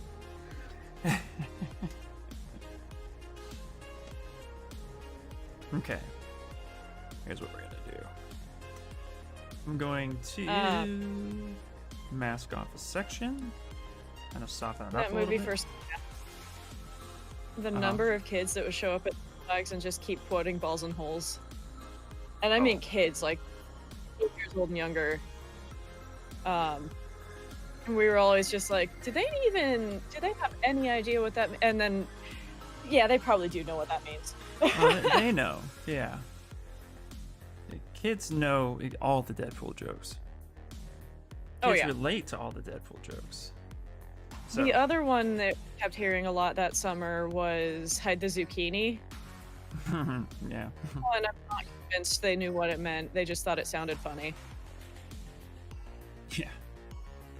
That's pretty funny. Okay.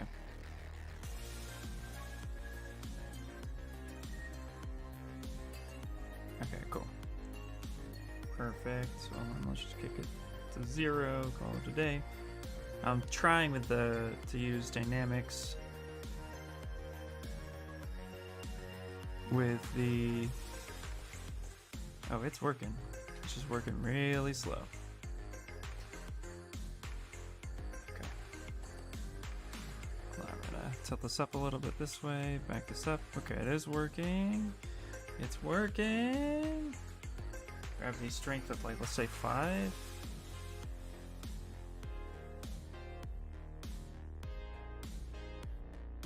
Run simulation. Let's stop. Back that up for a second. So I'm actually like trying to set the direction. I'm trying to like give some weight to the tentacles. See where they kind of settle. I'm running it kind of slow just because I don't want to push it too hard. It's okay, leave me in it. It's funnier when I don't get it. There you go. Don't worry. But what does that have to do with the bad cinema experience? Well, the bad cinema experience is the fact that, you know... That what? Balls and holes. Balls and holes, yeah. Ooh, that kind of stretched everything. Okay, I don't think I like the way that's running. Maybe I just need to or put it here like this. Set direction. Whoa, where's stop? The bad cinema experience for me is actually the fact that you know, it's just COVID's kind of shown everybody how gross everything is. So that's all. Well, the skee ball thing was specifically related to the 18 plus theater, Yes. but thus balls and holes. That's possible. But yeah, I not had a good time in a movie theater in a long time because it's just gross and being around other people that are just noisy and like I have that thing where if I can hear people chewing, I get irrationally angry. I can so relate to this. It's not even funny. It's a definitely a weird experience hearing Yeah, somebody it's just chew. like you hear crunch, crunch, crunch, and then just like ah. And I try to be so conscious about me chewing as a person. yeah. So, yeah. I can relate to that. That could be a noise that's really just funky. Mm-hmm. Well, and it's even worse if I can hear people breathing while they're chewing. Okay, yeah, fair enough. Fair enough. And then it's just like you're paying like $20 for a movie ticket, and Everybody's half now the time germaphobe. Go ahead. half the time can't even enjoy the movie because people are just being obnoxious in the theater. Like kids running up and down the stairs, or babies crying, or people talking on their phones, or yeah. And then Philly does this thing where I guess there used to be a lot of shootings in Philly movie theaters. So they don't turn the lights off anymore. What? Yeah. Oh, that's okay. They don't turn the lights off in the theater. That's interesting. So I went and saw a couple horror movies in Philly. The first time I thought it was a mistake. Went and saw a second one with someone, and we were just like, what the hell is this? And never again. Actually, I would see more horror movies with the light on. I don't do horror movies very, very well. I appreciate them, but it depends on the horror movie. I don't deal with like possession well. That's one I can live without for the rest of my life. I'm okay with. See, I've never seen a horror movie that actually scares me, but I like them. I like the spoopy. I don't like them when I can't get into the ambiance, though. Like, the aesthetic is the reason I see horror movies. Right. That makes sense. Thankfully, I didn't see The Witch in Philly because The Witch is so dark that with the lights on, I don't think you would have even been able to see anything on the screen. Yep. Oh, that's true. Yeah, that's true. Ryan, these particular tentacles actually, I purposely attached, so they're no longer tentacles, but there's no longer a brush on its own. I mean, they are definitely tentacles. But I had thought about that for adding the remainder, because I'm gonna definitely want to add the remainder here. But I wanted these attached. Kind of twist them around. Then we're gonna attach a few more underneath, have them come out, kind of fill in this space a little bit.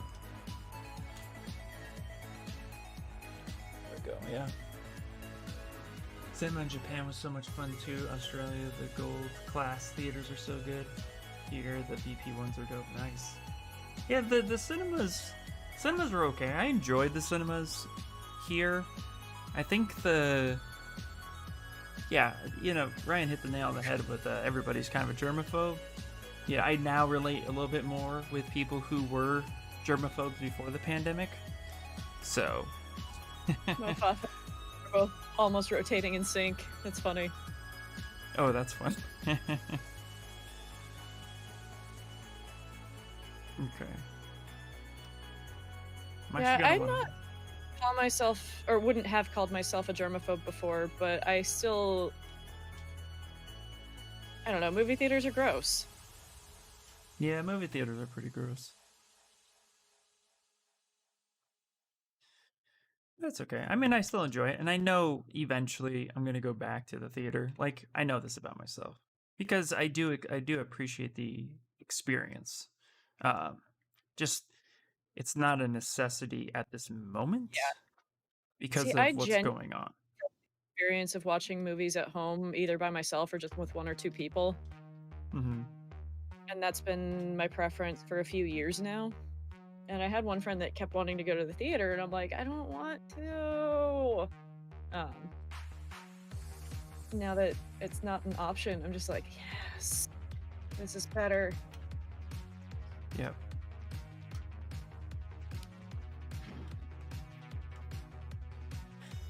So hello, my papa. Hey, Atomic Studios, what's going on? Friend kids got lice from the seats in the movie. Oh my gosh. Before the pandemic. I've heard, like so I've had friends who work in theaters, and they used to have to deal with things like dirty diapers in the seats, Oh yeah. and they don't have time to disinfect anything between screenings, they just pick up the trash and go. Yeah, I worked at a movie theater in 2005, which was cool because Ryan Reynolds was really blowing up then, so it's good for me. Um, but yeah, it was definitely a hurry up and sweep the popcorn up Yeah. as quickly as possible. You're doing good at Atomic Studios. Have I been? I've been doing well. They were doing really, really well. I actually announced earlier today that my stream schedule at the beginning of May is going to be changing, just because I'm going to be working. So there's going to be some changes happening. How much I don't know. I am hopeful for a very busy schedule. At the same time, I love streaming, so hopefully I'll be able to keep some sort of normal schedule. I can readjust it, even if it's just like one day a week on my own. Just do like a big one, or I So do everyone little warm-up ones. What's up? I said, "So everyone come follow me because 'cause I'm streaming." Yep, do it. Everybody follow Kamara. Everybody do it. So yeah. Pirates of the Caribbean, it was disgusting. Oh, man. I always imagine, when the first Deadpool did first come out, movie theater employees probably really appreciated it because of the final end credit scene where he's like, "Make sure you pick up after yourself." Yep. Oh, absolutely.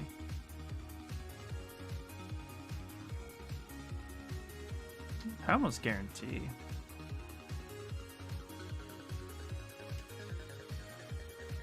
Okay. Feels like my neighbor burnt some toast. Smells like your neighbor burnt toast. Am I having a stroke? I hope not. For your sake, I hope not. Right. Isn't that one of the symptoms? You smell burnt toast? I don't know. I would have to Google it. Yeah. But I mean, you can't. If nobody's burning toast and you smell burnt toast. Right. Well, no one's burning toast in my apartment unless Brandy's up to something. Yeah. Cardi says as long as it's not burnt almonds, because that's worse. Ah. That's is it cyanide? Yeah. It's cyanide. So if you smell burnt toast, it's more likely that. I mean, if you smell burnt almonds, not burnt toast, you're fine with burnt toast. Sorry. I thought it was just almonds, not necessarily burnt ones. Oh, that's yeah. Well, I mean, well, if it smells like they described it when I was in the machine shop, they described it as roasting almonds. Like if you smell them, like, because that's usually when they're really the most potent, but they smell delicious. So basically, if it starts smelling like Christmas in the middle of July, then you might be at Six Flags. might be worried. Yeah, maybe at Six Flags, exactly. So, Six Flags actually does this thing. They got it from Disney, where Disney will pump smells into the park depending on what zone you're in. Yep. Six Flags decided to start doing this thing around Christmas time where they pump smells in, but they'll pump in like Christmas cookie smells. But then they don't have Christmas cookies anywhere in the park. Assholes. Yeah, we would get guests going, I keep smelling cookies, where are the cookies? And we're like, there aren't any. That's just bad marketing. Yeah. That is bad right there. And like make it smell like Christmas trees or hot chocolate, because they have hot chocolate. Next Knox feels bad for the arc light. Oh yeah. Yeah. He's like, but I don't feel bad about the cinema dome closing. I hate that screen. I disagree with you, Next Knox. At the dome in ArcLight was the only reason why I saw Age of Ultron. That is it.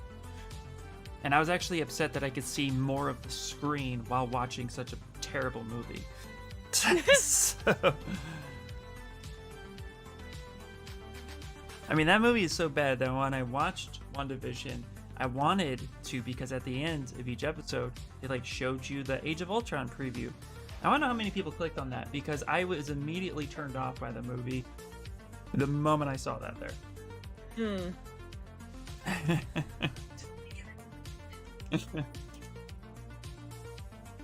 That's so funny. No, I disagree with you, Next Knox, because I don't have nostalgia there. I don't have nostalgia for movie theaters. Actually, that's not true. There's only one theater I have nostalgia for, and that would be AMC 14 that no longer exists. So nostalgia for that theater. The 16 is a sad replacement for what that movie theater used to was. But I don't hold nostalgia for movie theaters particularly. But I think the Dome is actually a pretty good theater. I have a tiny bit of nostalgia for this one movie theater it's not in Philly, but it's a little outside of Philly. There's a movie tavern. Mm-hmm. And so for people who don't know what a movie tavern is, they have like the big reclining seats, but then they also have tables that swing out in front of you. And they have full menus, like you can order food and drinks in the movie theater. And That's the reason cool. I haven't for that is because it didn't used to be a movie tavern. It used to be something else that was like privately owned, and it was really good. And I loved that place. But then the movie tavern bought them, and all of a sudden it went really downhill. And I'm like, Gotcha. so I don't have nostalgia for the movie tavern. I have nostalgia for what it was before. Right. But because we went there once, I think it was Into the Spider-Verse. And we had already been there a few times and it was amazing.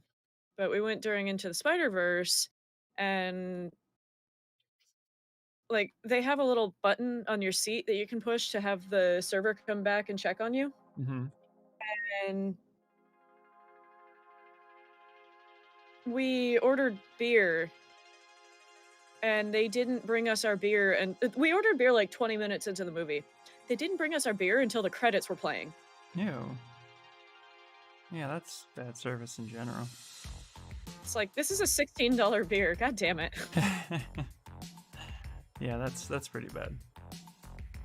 Can I get a to-go cup? Absolutely. Yeah. Being tall sucks even more when you have to slouch and block 5 rows behind me.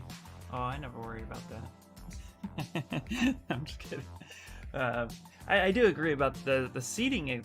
The seating itself for a tall person is not fun for the person behind you, but the experience the Dome brought to the table was really cool, because it beat out all the other. Now I'll agree with you on this one aspect. It was overpriced for what it was, because it was only slightly better than your average movie theater, but IMAX really blew up. IMAX became something awesome. But I've never been able to see the entire screen and sound clarity with a normal theater experience like you could at the Dome. They made up for that. But, you know, agree to disagree.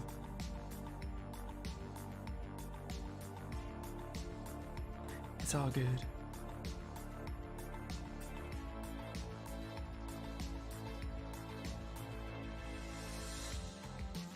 You know what I miss? Okay, actually, so now thinking about movie theaters, what I do have nostalgia for is drive-in movie theaters. I would. Back now, thanks to COVID. Are they officially back now? I mean, it's not hard to pop them up. I mean, you don't need the stationer. You just need a field now. I mean, you can use generators and inflatable screens. It's very interesting to see the market you're buying. Yeah. I was really surprised when I lived in Colorado and there was a drive-in movie theater in the town I went to college. Uh-huh. Like, Colorado has a drive-in? Because it gets snowy there. So it's only open during the summer. But Yeah. sometimes in the summer in Colorado. Surprisingly, the drive-in theaters that were here in California were also seasonal. I think it just depends on your area, Yeah. per se. But Yeah, the Colorado was interesting because it was like they're only open in the summer pending weather. Obviously, if it rains in California or something, they're probably not going to have the theater open that night. But Colorado would really get below freezing in the middle of the summer, and they're like, well, we're not showing movies tonight. yeah, that's pretty interesting. Thank you guys so much for the follow, by the way. I really appreciate it. Welcome in, welcome in. If you guys don't know, if you're new, I'm dual streaming with Kamara. You guys could check Hello. her out over here on the dual stream. She is a awesome game artist, character designer. She also does creature stuff like really, really well. She's super knowledgeable on Yeah. that stuff, which is actually why we're both doing Cthulhu, because she's basically telling me how awesome she is all the time and amazing. I just really need to like work on my game because I suck. Is that Cardi in the background? Yes, that's Cardi in the background. Yeah. When my mom was a kid, we used to have a drive-in over by the Jack in the Box is, apparently. Yes, yes. I do remember seeing photos of that. My drive-in movie experiences actually come from the Bay Area. They still had a bunch of them in the 90s and early 2000s. In Hayward? Gilroy in the used to area. have one. Gilroy. Oh, it smells so good down there. All the Mhm. garlic. Yep. And then I think, and my dad used to live near Almaden in San Jose, and there If was anybody here has a concept I'm working on? This is my Cthulhu. yeah, and we used to have one that was near there. I can't remember where though. Have I ever rented a lens? Yes, I have, and I was scared shitless every time I pulled it out. So she said.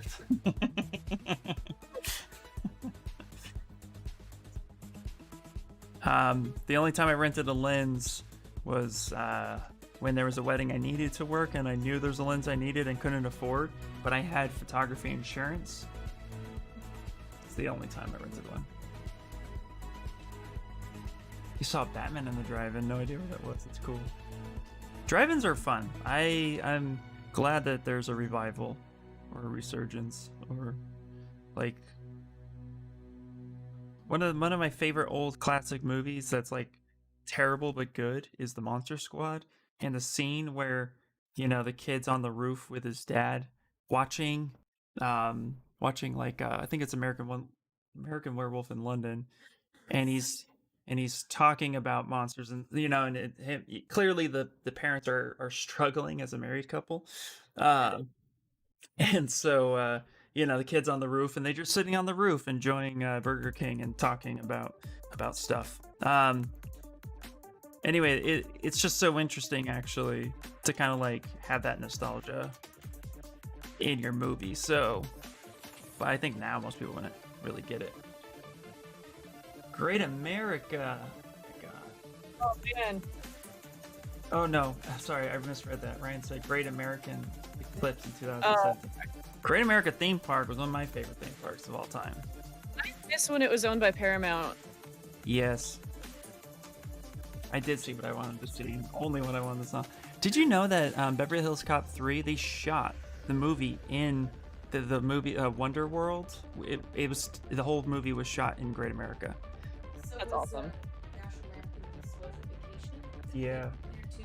They did shoot there. Yeah, Wally World, yeah. Yep. Great America was a hot spot for a lot of really talented movies. I always remember when I was little, we went to visit my aunt in California because we Mhm. lived in Pennsylvania at the time. And we went to Great America, and Worf walked up behind my aunt and just started sniffing her. Wait, say that again. Cardi started singing and I didn't hear you.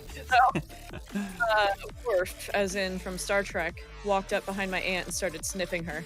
Ooh, that's forward. Well, he's a Klingon, so you know, right? Yeah. Okay, good. Yeah. That's funny. But yeah, my aunt was just standing there, and she's like, she kept brushing her hair because it kept moving a little bit, and she's like, what? Finally, she turned around and, That's so awesome. oh yes, character. Yeah, no, Great America was great. I had some great experiences and some really bad experiences too.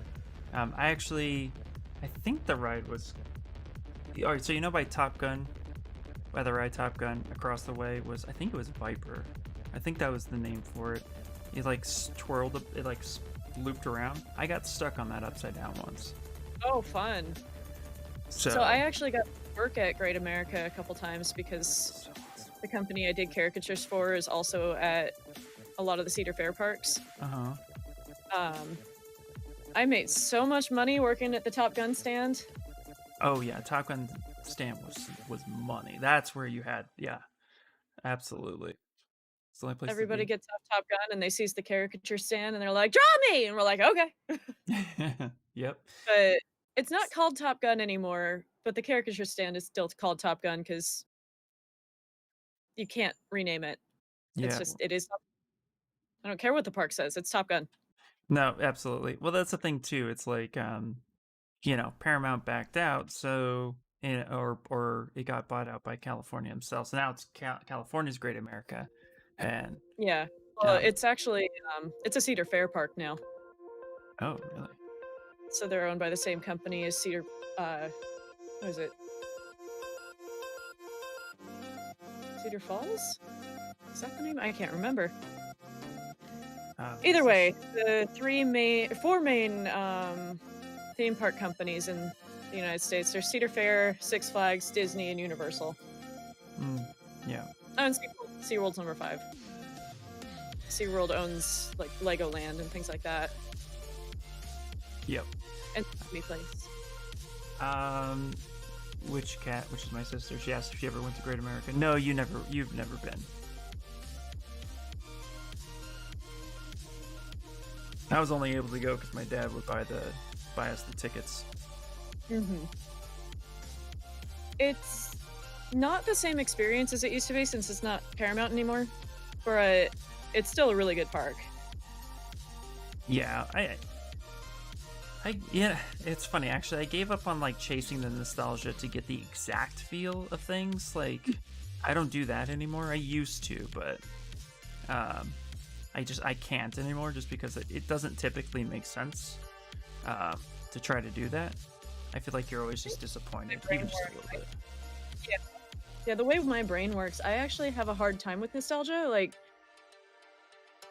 I'm kind of just always moving forward, and if I think too much about the past, I'm like, yeah, that was a thing, but now it's better. I don't always know if it's better, but it's definitely just not what it used to be. Right. Yeah. I mean, I do miss when Paramount owned Great America, but they have new rides that are better now. Like, there's one called Gold Striker that for a whopping 6 months was the tallest, longest, fastest wooden roller coaster in the United States. Nice. And then Six Flags Magic Mountain built a bigger one. Right. Sounds about right. Gotta get that competition. You can't claim to be the biggest and the fastest on anything and then not get competition. Yeah, Gold Striker held all kinds of world records for about 6 months. Do you guys want to hear a random roller coaster fact? It's pretty cool. It's cool and scary at the same time. There is a roller coaster that has been designed that is guaranteed will kill you. And they released the plans, and like I don't know how, like, I'm not sure why it was invented. I don't know if it's like if it started out as a joke, but like I'm gonna see if I can Google it real quick. But I remember I think the thing that's engineer scary told me about that. The thing that's extra scary about that is that there are no regulations. Like, OSHA goes in and checks Six Flags to make sure it's safe for the employees. They don't do anything to make sure it's safe for guests. So it's on Six Flags or whatever park to make sure that things are safe. Yeah. Okay, so I'm gonna share this. It's on Discover. I'm gonna share this link. But an engineer years ago told me about it. But it was designed. It was designed in like truth in advertising, blah blah blah. It was basically like the way I understood how it was explained. Like somebody designed it to showcase, essentially like what the body could take, and then what to avoid. Like avoid this because this will kill your passengers. Something like that. That's how it was explained to me. An engineer who I used to work with over at Wet, he was talking about it. He said he was super infatuated with it because just the idea, like who thought of the idea, like, hey, I wonder if my roller coaster would kill somebody. Let's find out. That's like such an odd take. That burning stuff is. There's a Dunkin' Donuts across the street, and I think they burnt some bagels or something because I can still smell it. Okay, so it's not you going crazy, which is always a good thing. I mean, I am crazy. Well, we won't doing deny two that, yeah. Still working on the Beetle, doing some paid work for the next couple weeks.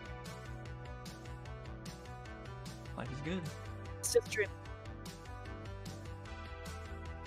But yeah, if anybody ever wants some good theme park lore, just look up Action Point. Action Point? Yeah. Have you heard of this? No. Please explain. Oh my god, Action Point. So first off, have you heard of the movie Action Park with Johnny Knoxville? Yes. It might as well have been a documentary. Okay. That movie was incredibly accurate to what actually happened, but they couldn't call it Action Point because copyright. Okay, fair enough. So it's called Action Park. And then there was another park in the movie called Seven Flags that came in. But anyway, so back in the 70s and 80s, there was a park in New Jersey called Action Point. And people lovingly called it Class Action Point. They had more injuries and deaths per guest, like higher percentage of injuries and deaths than any other theme park on record ever. They said they wanted the guests to be in control of their experience, so like they didn't have safety features on a lot of their rides. Like they had an alpine slide that it was like you're riding a little cart down a concrete sort of semi-tube, and the carts are supposed to have handbrakes on them, but like the guest doesn't have to use the handbrakes. Also, the handbrakes didn't work on half the carts. Also, some of the carts didn't go very fast, and then others went so insanely fast that the handbrake wouldn't even slow them down. And they didn't take their time. Like, there was nobody telling people when to go on the slide. So people would be on a slower cart just going down, having a nice ride, and then somebody else would just come and smack into the back of them. That's so awesome and terrifying. No helmets, no shoulder or no elbow pads or anything like that. the only safety feature they had was hay bales outside the ride. That's so funny. Of course, a lot of people were there for water rides, so they were riding this thing in swimsuits and losing a lot of skin. Oh, this sounds super and enjoyable. oh yeah, one of the things that Action Point is somewhat known for is the guy in charge of the place. His name is Gene. Why am I not surprised? He Like, just oh yeah, Next says there's a documentary on HBO called Class Action Park, and it's all about that. Yep. So Gene designed so there was a water slide that Mhm. went down into, they had like a natural river flowing through and a lake, I think. So they had a lot of water rides that ended in the lake. Interesting. Got rashes and such from the lake water. But they made a 360 loop-de-loop water slide. Oh, that's If funny. anybody knows anything about physics, that doesn't work. No, it does not work. In order to get that loop, you have to go so fast that people were getting injured in the ride. Like by the time they hit the water, they would end up breaking bones. A lot of times people weren't going fast enough to make it through the loop, so they'd get stuck at the top. Uh-huh. And instead of doing anything to fix that, they just they built a hatch in the top of the loop so they could go pull people out. And then, of course, again, they're not timing who's going down the slide at the same time, so they're just letting people go and go and go, and then they start piling up in that loop. It's like That's a blood so- clot. That's so funny. It's hilarious. There was a hospital nearby that said that they started getting like 10 times more guests. I don't know if it was actually 10 times more, but they got a lot more injuries on a daily basis ever since Action Point opened. Not surprised. And yeah, eventually, so the government actually didn't step in. They were just kind of like, yeah, they're bringing us a lot of tax revenue. This is fine. The Yeah. reason they don't exist anymore is because they went out of business when Six Flags came in. Oh, funny. Also, thank you for the follow, Storm Enemy. That's crazy. You know what I mean? Like, that's such a crazy story. Yeah, Well, Action Point. Classic theme park lore. Anybody who has spent more than a couple of years working in theme parks knows all about Action Point. Anybody who lived in New Jersey for any period of time knows all about Action Point. Yeah. Stormy, thank you so much for the follow. I appreciate it. So this is what I have so far in my Cthulhu. I'm going to go ahead and save it as a posed version. But now we just need to get to like the skin detailing and grossness. I'm thinking I want to apply more VDM brushes here. I think I actually want to make my own VDM brush. You know, I've never actually made my own. I watched, the first time I saw Anna Carolina was she was doing her VDM demo for the summit. And I've Yep. used the brushes, but I haven't made my own yet. Oh, you absolutely should, yeah. It's such a delight to be able to do that. What I am going to do real quick is I'm going to actually just kind of... You know, Dunkin' Donuts across the street, and I'm smelling burnt bagels right now. Why don't I ever smell good stuff coming from there? That's I kind of a wonderful question. forget that Dunkin' Donuts is over there.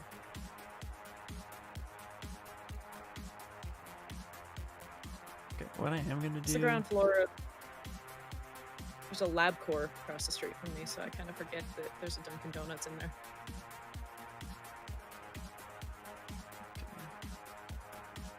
And now everyone knows where I live.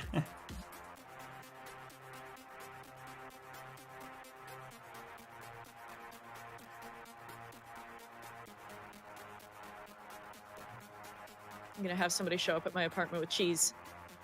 Right? So, sorry, I didn't mean to laugh. Well, you've heard this cheese guy story, right? Yes, that's why I'm laughing, because I'm like, oh god.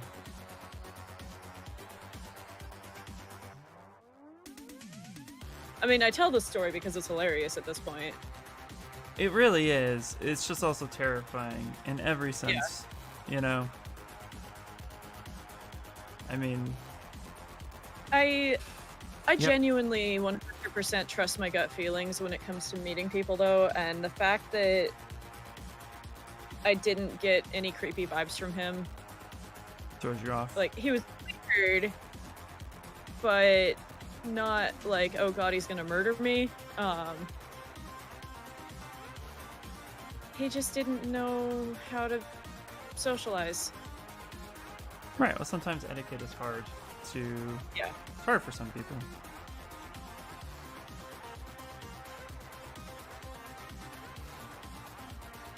I almost feel like you have to tell the story.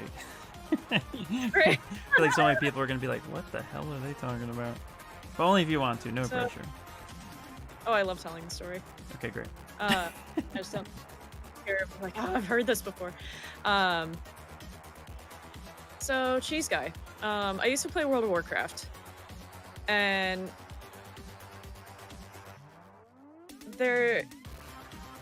so if anybody's ever seen The Guild, this is basically the first episode of The Guild, except that it actually happened.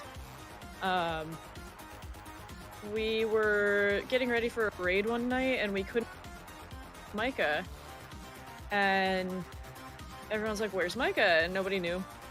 And we were just about to start raiding when all of a sudden my doorbell rang, so I went to check, and I opened the door and immediately just go, oh god! Because this guy was like easily 1.5 feet taller than I am. He's just standing there with a suitcase, and he introduced himself as Micah. I honestly don't remember his real name. It's But- probably good at this point. He was an IT guy for a cheese company in Wisconsin. I lived in Colorado. He had no business knowing where I lived. Aside, like, he knew I lived in Colorado, but he didn't know my address, or shouldn't have. He found me he Googled my name. So he got my real name through Battle.net. He Googled my name. From there, he found my dad's name. He looked up all kinds of information about my dad that I didn't even... His income and net worth and whatever. From my dad, he found an address of a house in Fort Collins, which was where I lived at the time. And he put 2 and 2 together going, okay, Fort Collins is where Colorado State University is. I bet this is where she lives. So weird. And so he bought himself a plane ticket, and he flew out and showed up at my house with a suitcase full of cheese. A suitcase full of cheese. It's just the most terrifying thing ever. There's a lesson here, Well, kids. Don't do that. So my dog really liked him, and I also had a field trip that I had to go on that day for my ichthyology class. We went to the aquarium in Denver. It's like, okay, have this whole field trip. Like, he's coming with me on this fucking field trip. He's not staying in my house by himself. Right. So he came to the aquarium with me, and I had long enough on that field trip to kind of get a sense of, okay, he's not... I don't think he's gonna murder me or anything. He's just bad at this. I have to let him stay. I'm sorry. Bexuck just said something. I will share it. I'm sorry. He said, see, Ian, at least I didn't bring a suitcase with cheese. Okay, so continue. Sorry. I'm so sorry. Well, that's pretty much the end of the story, except that my favorite part was that all the cheese he brought, um, I could buy all of it at the grocery store in my town. So It was good cheese. But he's like, "Yeah, this is all from the company where I work." And I'm like, "Cool, I can buy that at King Soopers." yeah. Okay, so quick story. It's your fault, Next Knox. You brought it up. Next Knox and I knew we met in middle school. I think it was 6th grade. So I've known Next Knox for a very long time. But after from middle school into high school, we got disconnected. He ended up going to a different school. So we ended up getting disconnected, and this is circa 1990. No cell phones for kids, no internet that really is that everybody's aware of. I mean, I still had an IBM 486. It wasn't a really big, anyway, it wasn't as readily accessible as it is today. So fast forward to, I think 8-9 years ago, I'm on Facebook and stuff like that, and Facebook had just started introducing where the whole people in your area. Anyway. Oh yeah. So I got a friend request from Next Knox, and I recognized his name, but he was wearing this Bane mask from the replica from the movie, and so I was like, okay, and shaved head too, so I was like, all right, well, I can't place him, but I'm pretty sure I know this guy. So, and then we got talking on Messenger for a little bit, and I was open that I had kids and stuff. So one time at the park, I was like, yeah, I'm over at this park. And he was just like, oh, I'm near that area if you ever want to hang out sometime. And I was like, yeah, that sounds great. And the intent was to eventually meet up with him, but I still couldn't place who he was. So I was having a really hard time trying to figure that out. At this time, I was doing videos. So I had a business, my first business, called Drowning Camera Productions. And I was practicing video editing by making short films with my kids. And so I made a film where me and my kids went out for a bike ride. And when I got, and it shows a good chunk of the area. And my YouTube channel was very small, so I didn't really think anything of it. But then I get a Facebook message later, shortly after that video was released, and it's a map with my house circled and said, hey, I got a question for you. Do you live here? Oh God. And I was like, well, shit, I definitely got to meet this guy now. Okay, great. So, I mean, we talked for a minute. I invited him over to my house. I'm like, sure, you know where I live. You might as well come over. Anyway, later found out that he came over. As soon as I opened the door, I was like, oh my God, I know. Everything flashed back, and then we started talking. It was a great experience. But then he told me, he was like, one of his best friend when they were, so going back in time, his best friend in school, middle school to high school, lived in this exact house that I currently reside in. And I didn't know that. So he knows, he knew the house, he knew everything about the house. I knew nothing about the house because I'm just renting it. But his friend used to live here and stuff like that when it was kids. So it was crazy. So yeah, it was such a weird experience and stuff like that. But ultimately an awesome one. Yeah, elementary to high school. So yeah, very, very, very odd experience. But a good one. So that's my creeper story. Not quite like that, but I have a lot of weird dating stories along with my cheese guy. With your cheese guy. Everyone come follow me if you want more creepy dating stories.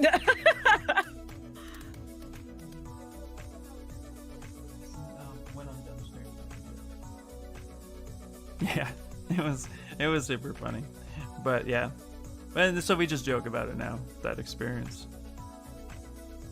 because it's pretty funny. Yeah. Yeah. Oh, thanks, Tectonic, for the lurk. I appreciate it. Yeah. So, hence his comment. See that I didn't bring. He didn't bring a suitcase full of cheese. That's where the huge laughter came from. Yeah, a suitcase full of cheese makes everything better. Yeah. Oh yeah, that guy also, No, I'm not suggesting that at all. Please don't show up at random people's houses. What? Yeah, so that guy also at one point ordered flowers and had them delivered to my parents' house because he had no reason to know this, but somehow knew that I was at my parents' house that weekend. It's definitely that's a flag. Okay, my ZBrush is being a little wonky. Oh, it's not my ZBrush, it's my tablet. Never mind. Maybe that'll fix it. My pen. Sometimes my pen, the nib just kind of goes up inside Oh yeah, because it's old. that'll do All it. my stuff is old. Guess we should be bringing cheese. I mean, I would probably just ignore anyone who came knocking. Yeah, I mean, okay. So I'm gonna share. Like, what's funny is, at one point in time, I actually like going to people's houses. I remember as a kid, like finding out where my friends lived and stuff like that just by walking and seeing that they would drop off and stuff. You know, like used to walk home with some friends and then would see where they lived. And I remember just like wanting to hang out with them, and I knew where they lived, so I just went and I knocked. But again, pre-cell phone. But I also like went to school with said person. I never once like, you know, knocked on some random person's home and said, "Hey, oh, you live here? Great, wonderful. We play video games together." I am using a Wacom. Does the art pen work with older tablets? Because I have the Intuos 5 from before they started calling it the Pro. As long as well, with Wacom, it's hard to say. Like, I would try it, but I know Wacom used to, or probably still does, kind of have like a proprietary pen for each tablet. I don't know if they, or if there's something in the pen that like is sending a signal. Like, older pens will work on newer tablets, but a lot of times not vice versa. Right. Yeah. I mean, it doesn't hurt to try. That's what I say. Like, realistically, I just need a new one of these pens. My tablet's still perfectly fine, but they don't make these pens anymore. Hmm. Interesting. Okay. Found that out from Spike because he has the same tablet as me. Fun. All right. So I'm going to make a VDM brush that's going to help me get my bumpy skin texture. So I'm going to save this. Someone was recently telling me that the Huion 13 something or other is almost identical to this tablet, so if I do have to replace it, I might try that one. Ooh, interesting. 'Cause I used to be really brand loyal to Wacom, but other brands have caught up with them. And at this point, it's like Apple, you're paying for a name. Yeah. You are definitely paying for a name when it comes to Wacom, for sure. But at the same time, if it works, it works, you know? I don't mind paying for a name if it works. I just don't like overpaying for a name. But if other things work, cost half as much. Yeah. Man, it's a hard bag. You know, like I rock an XP pen because they just work. I've never been on a Wacom Cintiq, but I've been on a Wacom Intuos and a Bamboo, and they were great. No complaints from them whatsoever. But I wouldn't pay $200 for $300 for a Wacom Intuos when I could pay $300 for a XP pen that's compared to their Cintiq. Like that's really where it lies. But I mean, maybe one day I'll own a Cintiq. I think other brands have 4K pen displays yet. That's fine. I don't use a pen display. I also don't have anything 4K. Yeah. Both of my monitors are 1080.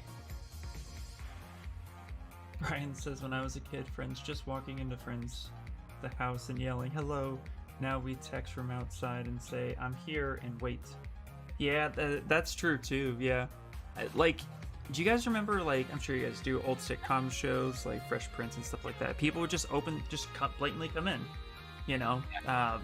Same with, you know, like, what's that, Home Improvement, that sort of stuff.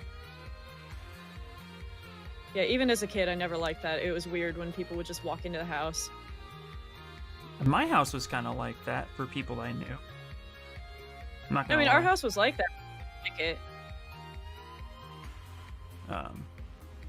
I would also get my best friend at the time lived across the street. He would just go out on his porch and he would yell my name and come out and play. That's funny. Okay, I'm just gonna auto group this real quick. Said I was gonna make a VDM brush, and now I'm actually like I've seen some errors. I seen some errors, guys. I gotta just correct them. Okay. All right, now for sure. I promise. Triangulating these tentacles. Okay, so I'm gonna go to Project Miscellaneous. I think it's this one. Yep, this is the one.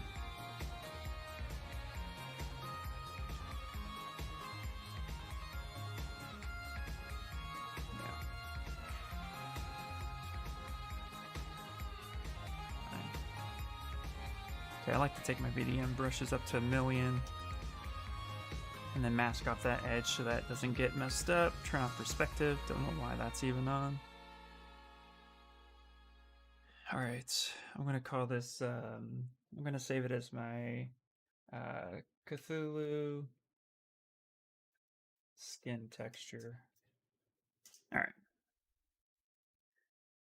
And really, what I'm looking for in the skin texture is actually gonna be more like squid-like. So let me actually see. Squidward. Squidward, yeah. Actually, let me see. I'm curious too. Their ZBrush has a lot of really good textures for odd stuff that you could just use and turn them into alphas. So you could do a lot with what's here. What's up, son? Yeah. I'm fortunate enough to be using Cintiq Pro 24 that works, that my work owns. The problem is I won't be able to go back. Yeah. I've been saving up to buy one of my own, but that won't happen I until personally I go back. can't use this. Wait, say that again, sorry? I personally just can't use pen displays. I can't get used to them. Pen displays are a little funky, that's for sure. But I mean, I don't know. I love them. I used one for 2 whole semesters in grad school and couldn't get used to it. Interesting. That means I get cheaper pen tablets. Yeah. But yeah, it always kind of felt like in order for it to be big enough to have all the real estate I needed, it was so big that I was having to do like full arm movements and my shoulder would get tired. Mm-hmm. I felt like I was going to end up with like shoulder issues later in life if I kept doing that. I could definitely see that. I also kind of feel like my hand gets in my way. It was a little weird for me, not gonna lie. When I first got a tablet, I thought I had some pretty interesting buyer remorse. Okay, that's definitely what I want. But actually, after a while,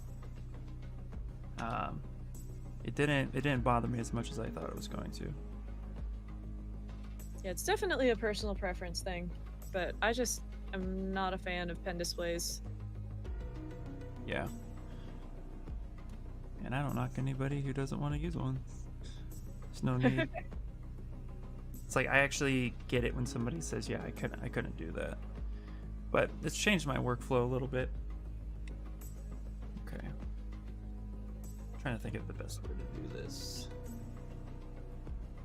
Okay. For those of you who are watching me, it's like, why is he doing that and then backing all the way up? I'm actually just trying something. And actually, I think what I want to do is I actually want to turn on alpha and I want to import one. Long time ago. 600 steps. I made some really cool alphas. Let me see, I think I still have it. I'm gonna type in alien skin.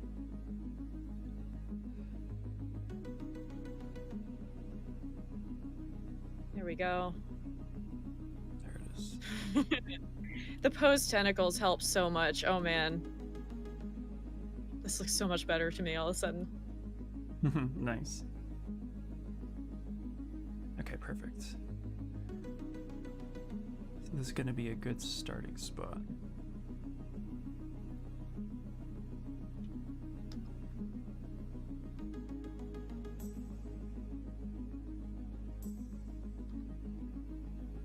Perfect. Let's actually, let's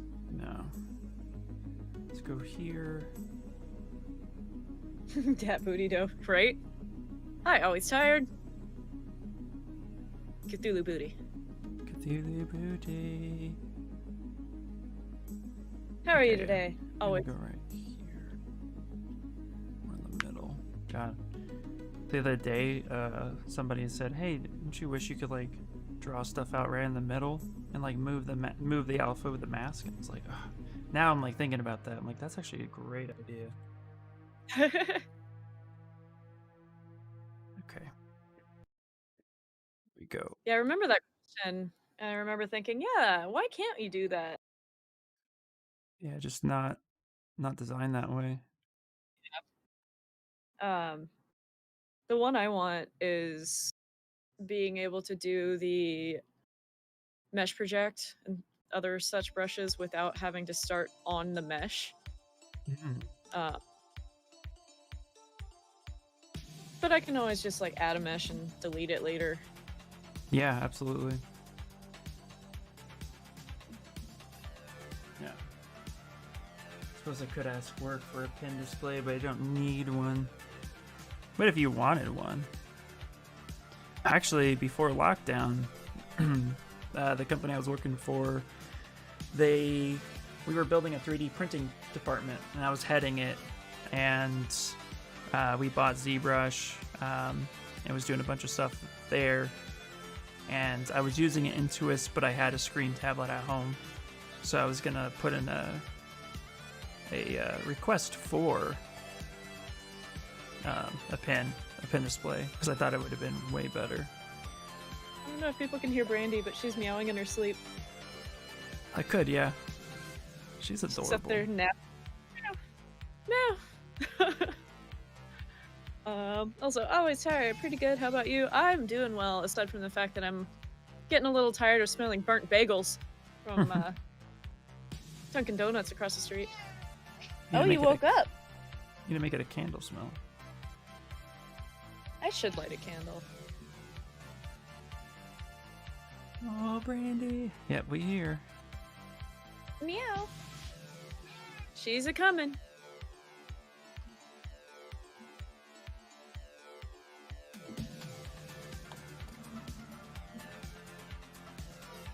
Meow.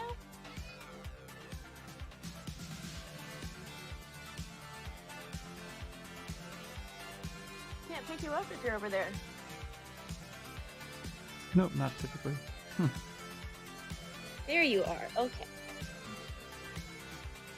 It's a Brandy. Meowing in my ear. She's adorable. She's like, yes, I am. Okay. Yep. Cats, they know.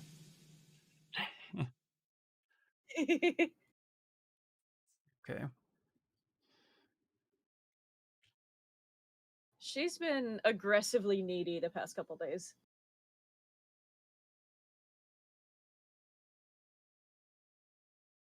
Maya. You can use a screen tablet with Maya. I think she's saying, yeah. Oh, that too, maybe. I read that as my First time I looked at Maya, the program, I thought Maya. That's weird.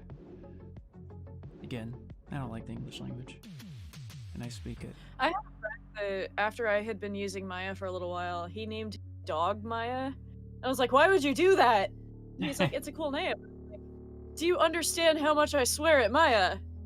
One day he was visiting and I was doing some modeling and I'm like, Maya, what the fuck are you doing? Just like start yelling at it as I do. And he's just standing there like, I thought you were yelling at my dog. And I'm like, this is why I was like, why did you name your dog Maya?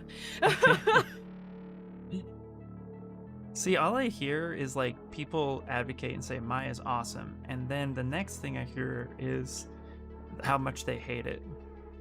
I don't think I've ever heard anyone say Maya's awesome. I've heard them say it's a necessary evil.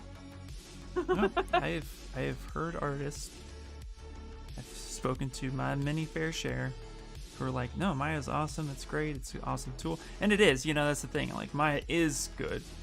But then yeah, when you get into it, Power. It does a lot. But it's not good. I'm just saying. Just telling you what I know. Hey, thank you so much for the follow. Always tired. You went and say awesome. Yeah. But that's what I mean. Like, when newcomers come in and hear, like, oh, you should learn Maya, there's enough people that say Maya's awesome. Same with Blender. There's a lot of people who say Blender is awesome. And then there's a lot of people who I know who are like, fuck Blender. It's like, but you use it. And they're like, but still. And I'm like, make up your mind, people.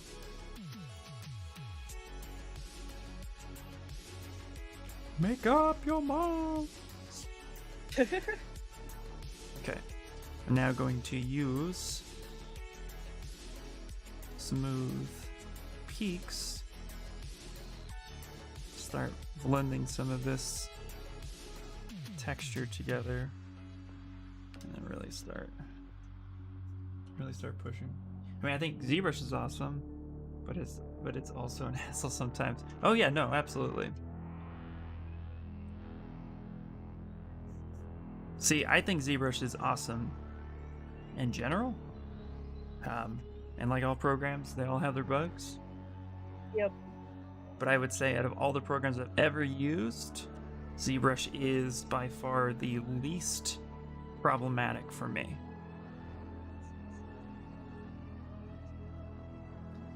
Me too. But every program has issues. And anybody who says different is selling you something.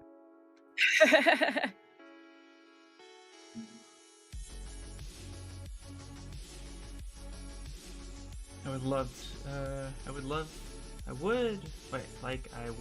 subtool situation in Maya with its own history. Oh yeah. I absolutely love my ZBrush to Maya workflow. Oh nice. What's your ZBrush to Maya workflow? Do you render in Maya? That's where I've heard a lot of great things about Maya and their render engine. I've actually never used Arnold. I have a little bit, and then they took away my account. But we've talked about that before. Yeah, I just stick with Marmoset. Yeah, Marmoset's awesome. I work with Maya. Was my second 3D print I learned. I hate beginning. Nice program, but when they get more into it, damn, it's a frustrating program. LOL, now I'm thinking learning Blender. Blender is, I like Blender. I like what Blender does to it. Blender is not for me. It doesn't fit my workflow. But it's free. That's what I like about it. I want to learn Blender because I'm sick of Maya. I would like to be able to replace it with other things. I know there are certain things that Blender isn't going to be able to do for me. Right. Randy's begging for treats. Well, what are you replacing? Knocked her treat thing off the shelf. So, like, what do you do in Maya that pretty much is going to be replaced by Blender? So, the only things I really use Maya for these days are retopology, UV layout, and if I rig anything, I do my rigging in Maya. Mm-hmm. Okay, that makes sense. Those are the three things that I'm like, I need to replace Maya with something for these three things. That makes sense. So I'm just tired of Autodesk and their pricing and Maya crashing, and Right. with how expensive it is way too unstable. That's why I use 3D Coat for retopo and for UV cuts. Although ZBrush is getting a lot better with a lot of stuff. See, I've heard a lot of people say 3D Coat for Retopo, but I just can't help but wonder if I'm going to have the same issues with 3D Coat that I was having with Topo Gun, where if my meshes are a little more complicated and I have things inside of each other, will the vertices I'm adding be sticking to the wrong part of the mesh? And then I can't do anything about it without going into Maya to remove that face or something. Because Maya poly modeling software, I can just go into face mode and remove a face if it's in the wrong place. But 3D Coat also has a modeling side to it as well as a painting side to it. It's I didn't actually know it had any mod. it's actually pretty good. It's not the greatest, but I would say at the end of the day, like, it's I prefer it over Topo Gun, hands down. Except for Topo Gun 3 looks to be super impressive. And apparently people are getting a free upgrade to Topo 3 if you own the Topo 2 gun license, which is why I bought one. So I'm just waiting for that to drop. That's Topo 3 is in beta, so it's free because it's in beta. Yeah. So but yeah, I was having all kinds of issues with, like, if I'm retopologizing something that has a mesh inside of a mesh, it would stick to the underneath side, and then I couldn't access that vertex because it's suddenly underneath other geometry. Yeah. And in Maya, you just go into poly mode and it's fine. Yeah. Hey, Nico 3D, what's going on? I also do all my hard surfacing work in Maya. Yeah. Let's see. I do all my UVs, bring the model to substance for texturing, and then I bring it back for applying materials, creating my environment, and rendering an article. I also tend to do all my retopology in Maya. Nice. Nico!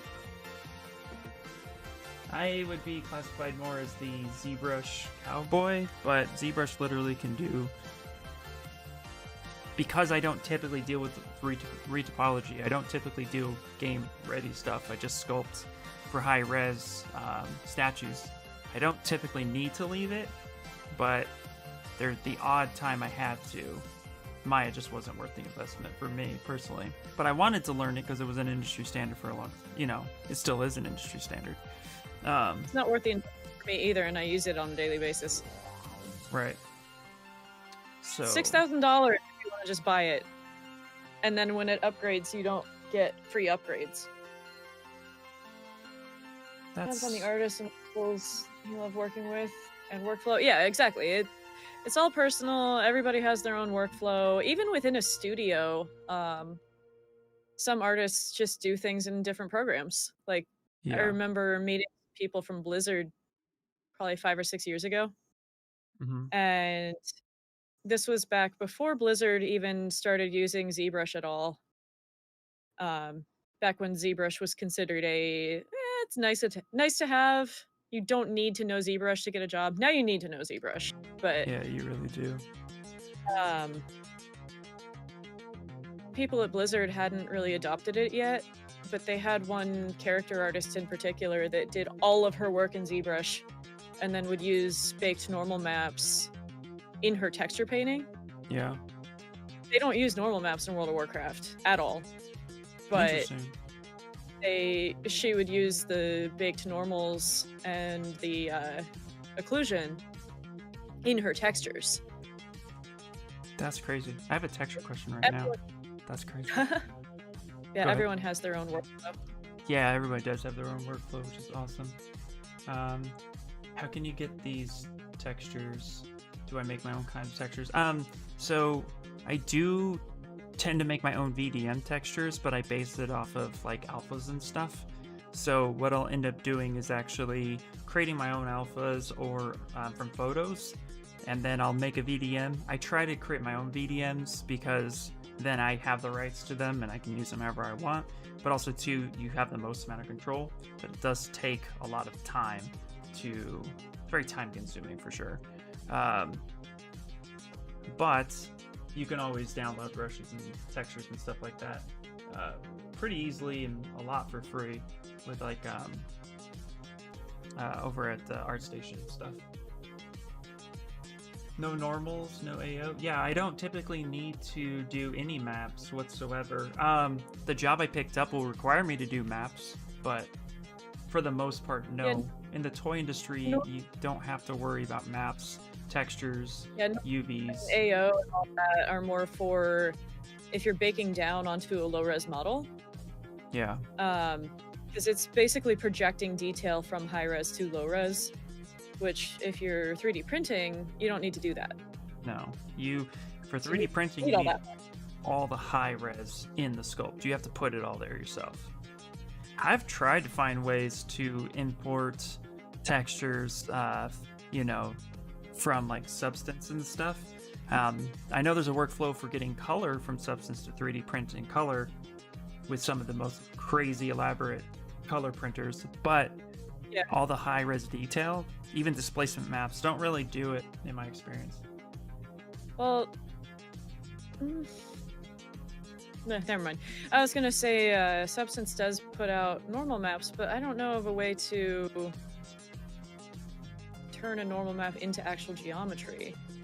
Well, the big issue is that Zbrush doesn't do normal maps. They can export you one out, but they do not do it at all. Like, you can't do anything there. So, yeah, you kind of have to just go with it. So, yeah, if you're doing just straight sculpting, like Nino said, you don't need any of that stuff. Nope, it's all high res. But you do need a powerful rig to hit those high res stuff, so double-edged sword. Okay. Yeah, my old computer couldn't handle more than like 20 million polys. Now my Beetle's at almost 80 million.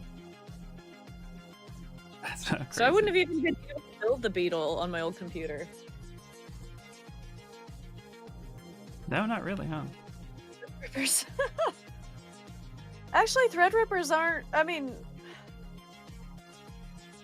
the processor I have only has 16 cores, and the Threadripper has 64. The one I have, though, the cores I have are just as fast as the one in a Threadripper, so this processor is just as good for what I'm doing as a Threadripper would be, because everything I do is active processing until I go to do a final render of something, like just a final beauty shot. Mm-hmm. Yeah. Threadrippers are more for render farms if you're trying to do a bunch of passive processing. Yep. Okay.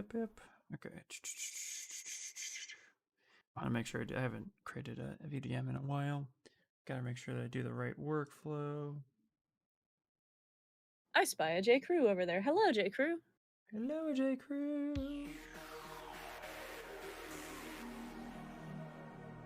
But yeah, renderers can fit from a Threadripper, but if you're just sculpting, it doesn't help. And then if the question is like $5,000 for a Threadripper versus the, I want to say I paid $12 for my CPU. It might have been less than that. I honestly can't remember. Yeah. I did that wrong.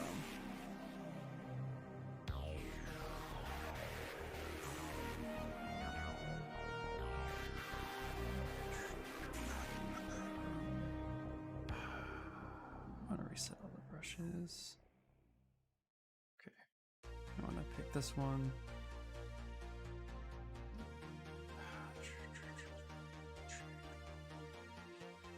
I'm totally blanking on how I created my VDM, like set it up. Oh. There's a button I'm forgetting. And I'm gonna like kick myself as soon as I figure it out. I unfortunately can't help because it's been months since I've even seen Anna's tutorial on how to do it. It's I been a have not couple made days for me. I always blank on the small things I've done 100 times, and then I'm like, Right. how do you do that? And I'm like, come on. You know. So, easy solution is just quickly look it up. Who does that? Me. Shamelessly. Yeah. Did you all hear about the new small update they did in ZBrush? Yeah, they did it yesterday. Absolutely. Super Yeah, crazy. Vertex posted to my stream last night, and he's like, "Are you updating?" I was like, "Updating what?" Yeah.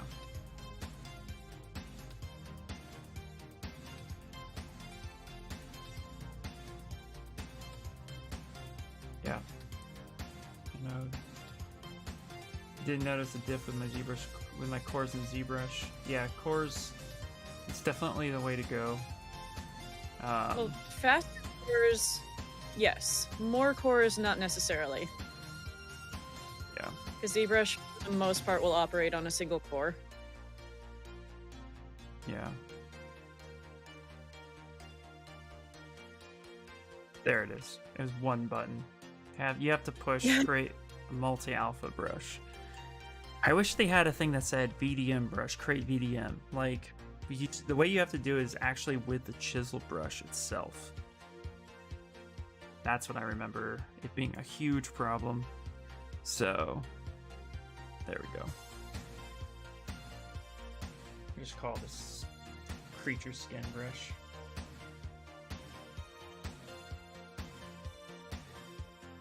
And then what you do is you then turn around and reset all your brushes, go to brush, and reset all those brushes, and then you load in the brush that you wanted. Creature skin BBM. There we go. Great. Now I can load in my Cthulhu and call it. There we go. Sometimes it just takes a second.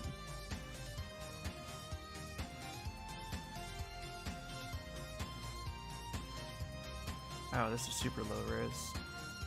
Document size, double that. Yeah, do that. There we go. I'm just making some little. Oh, go ahead. Oh, I said I'm just making some little tentacle suckers. Nice. Most 3D software utilizes only a single core, so higher clock speeds are better. Mm-hmm. Yeah. Yeah, unless you're rendering. Rendering uses multiple cores. ZBrush is unique. ZBrush uses a lot of. ZBrush is a different animal.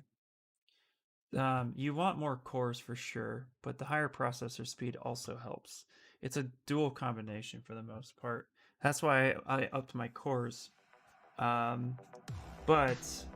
ZBrush is not a normal 3D printing 3D program. ZBrush will use most of its cores. ZBrush isn't gonna notice a difference between 32 cores and 64. Yeah. Like. So I think I said ZBrush only uses one. It doesn't. A lot of 3D software only uses one. ZBrush will use more than one, but it's not going to use all 64. I'm actually trying to pull up my performance, trying to look at it right now. Mine usually uses about 8. So a Threadripper is way overkill for anything I do. Yeah, so... A Threadripper won't be any better for me than my current processor, and it costs less than a quarter of what a Threadripper does. Let's see, I'm trying to see if it'll give me a number. ZBrush inactive, like, so ZBrush, let's see if I just move it. I've never actually paid attention to what it does. Let's click here for a second.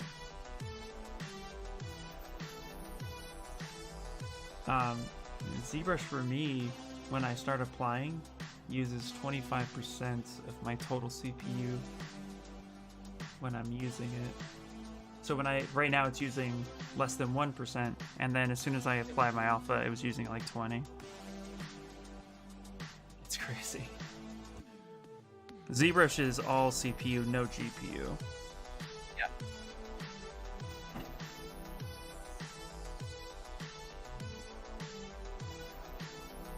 But I'm also, I'm also streaming too. Let's see, out of the box, per se. I only have 8 cores. Yeah, I only have 8.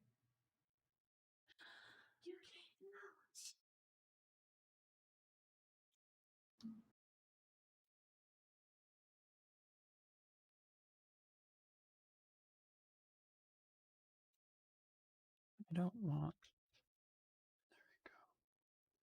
There we go. I didn't want RGB in there.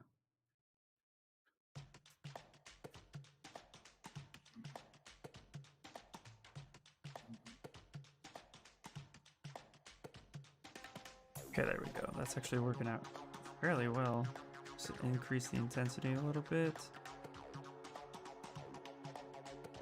Just really overlap these textures.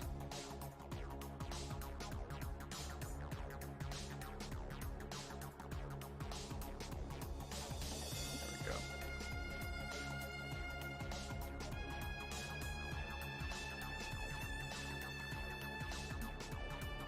Take some time to fiddle, like I had to do with the piece with the power unit. Yeah.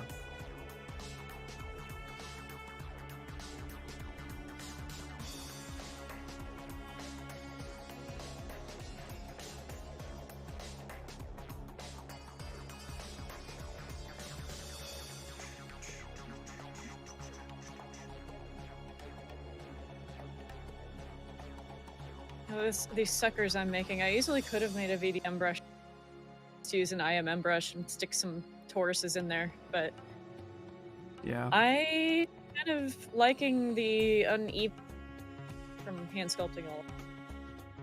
Hand sculpting it all is really fun. I love hand sculpting all my details, but I'm also like, I want to kind of get this a little bit. I want to get it done. Yeah. I mean, I also want to get mine done, but Well, yeah. throw toruses in here just because I want to get it done. Right? Yeah.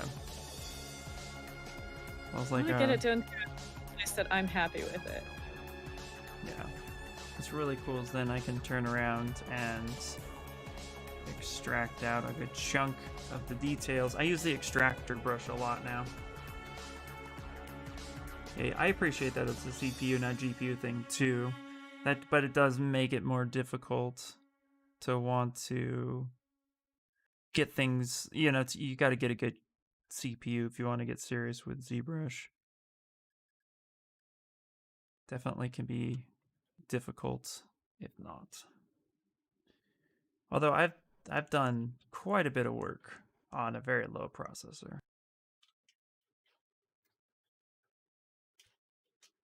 I will say nothing heats my processor up like rendering. Like, I have my all the RGB components in my computer are set to display a color based on the temperature of the CPU. Mm-hmm. When I'm in ZBrush, that sits at kind of a yellow-green, meaning it's pretty happy. The second I start rendering something, even if I only... So I'll render just kind of a really quick thing in iRay in Substance Painter. Mm-hmm. And by really quick, I mean I don't let it go for more than 10 seconds. In that 10 seconds, everything turns bright red. So right. even just from that, I know that ZBrush isn't putting nearly as much strain on my processor as a rendering engine. Yeah. That's why you gotta get that 3090. Well, that's not graphics, that's CPU. I mean, for the rendering side. Rendering's all CPU too. Oh, and ZBrush. Oh, you. Oh, okay. I see what you're saying. Yeah. Never mind. Don't mind me. I do have a 2070 and I'm pretty happy with it. Yeah. I wish they would change the rendering to GPU. I actually think they would get a lot more done that way. I think that would open up doors. That's just my personal take on it, though. Except that nobody can get GPUs right now. Right. I mean, that is true.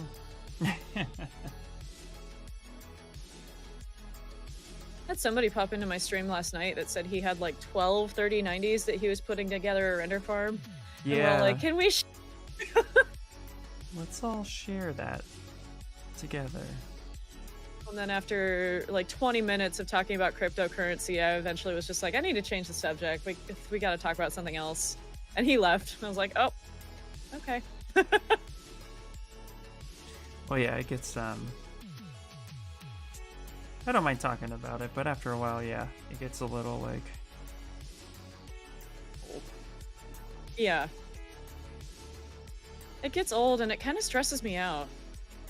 Yeah, and that's no fun. I'm not on Twitch to get stressed out. I'm on Twitch to meet cool people and hang out with people and talk while I'm working. Yeah. Hi, MJ. Why, Crypto, you say? Come on, you don't want to get stressed. Sounds like a minor. Got enough stress Yeah. in life. I'm Twitch to ignore all that. It's like with Yeah. a car. If it makes a weird noise, just ignore it and it'll go away, right? Exactly. Really make the mechanics freak out. Right.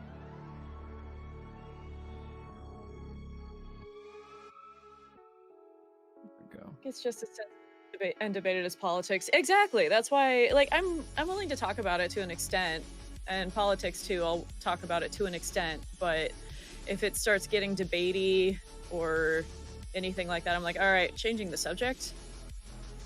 Right.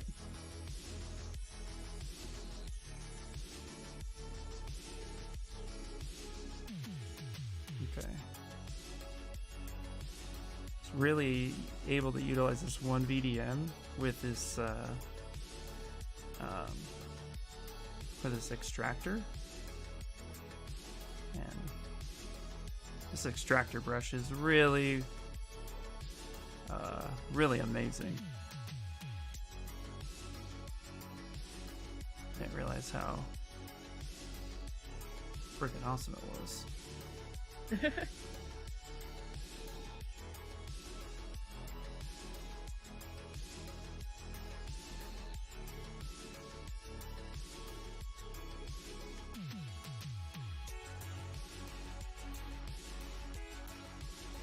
I'm getting too precious with these tentacles, but I'm having fun. And Well, that's that's the all whole point that of making. Yeah, just gonna say that. Yeah, sounds like a minor. Yeah, you could do GPU rendering with Unreal Engine Blender. Yeah, absolutely. Yeah, most render engines do GPU rendering. I would say almost all of them. Damn it, didn't work that way. Broke the symmetry. Okay. Yeah, it's okay.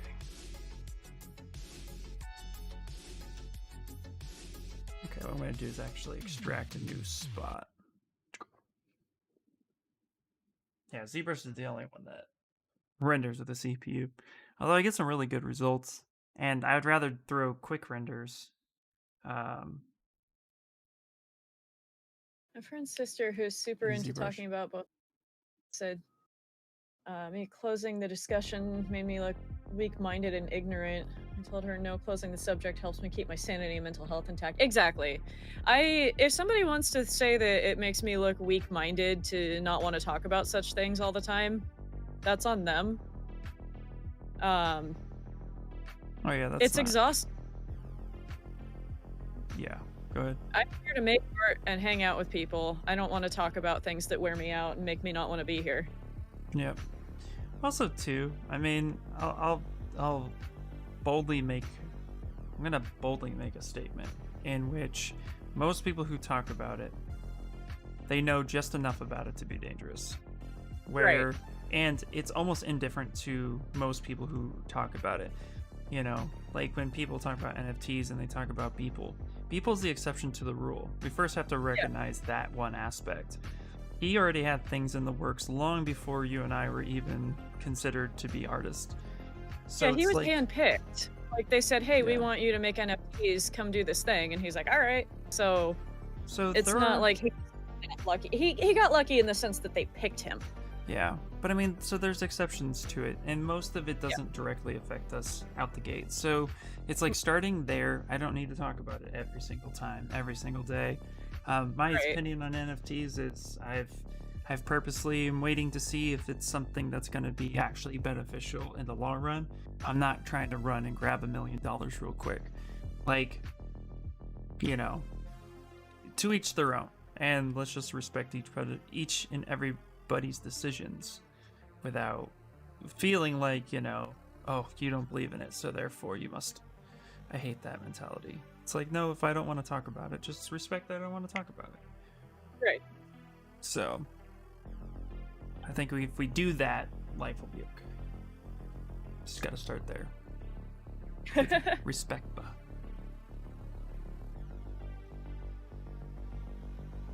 I actually know some really talented artists who have flat out purposely rejected it and said, not gonna do it. And that's fine. Yeah, to each their own.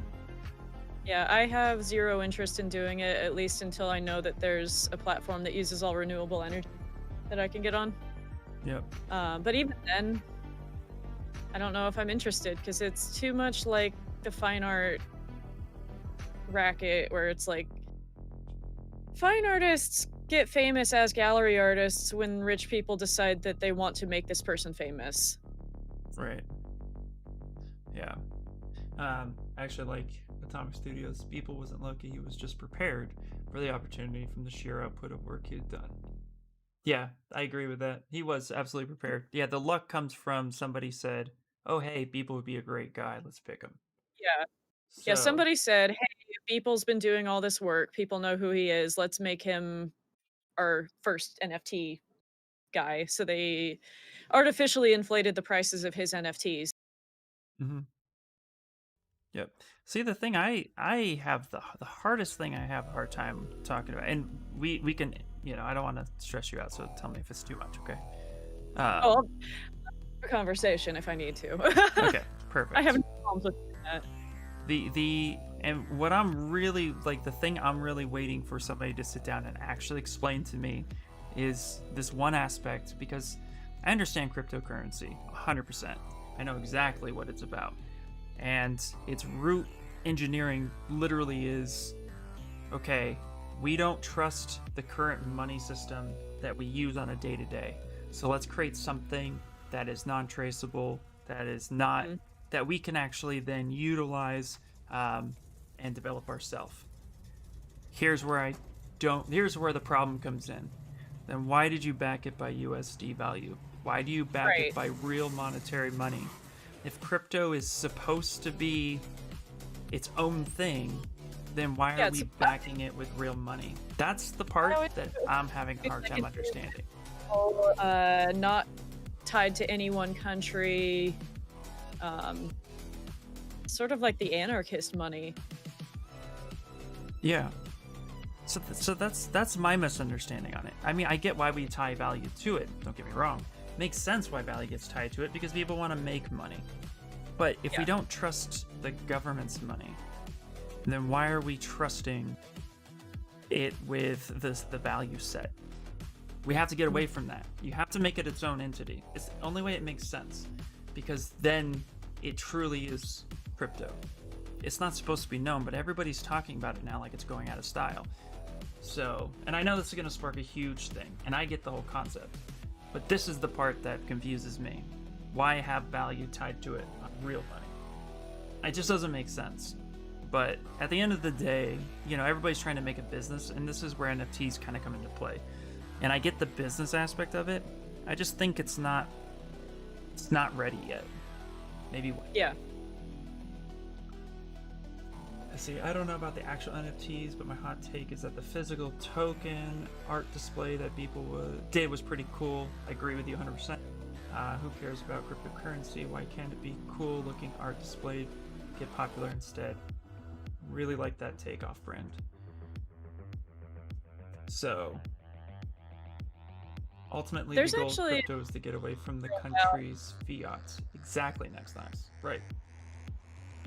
So there's a company that's existed for a while now that people are mistaking for an NFT company now because of the way they operate. But if anyone's heard of Neon Mob, sounds familiar.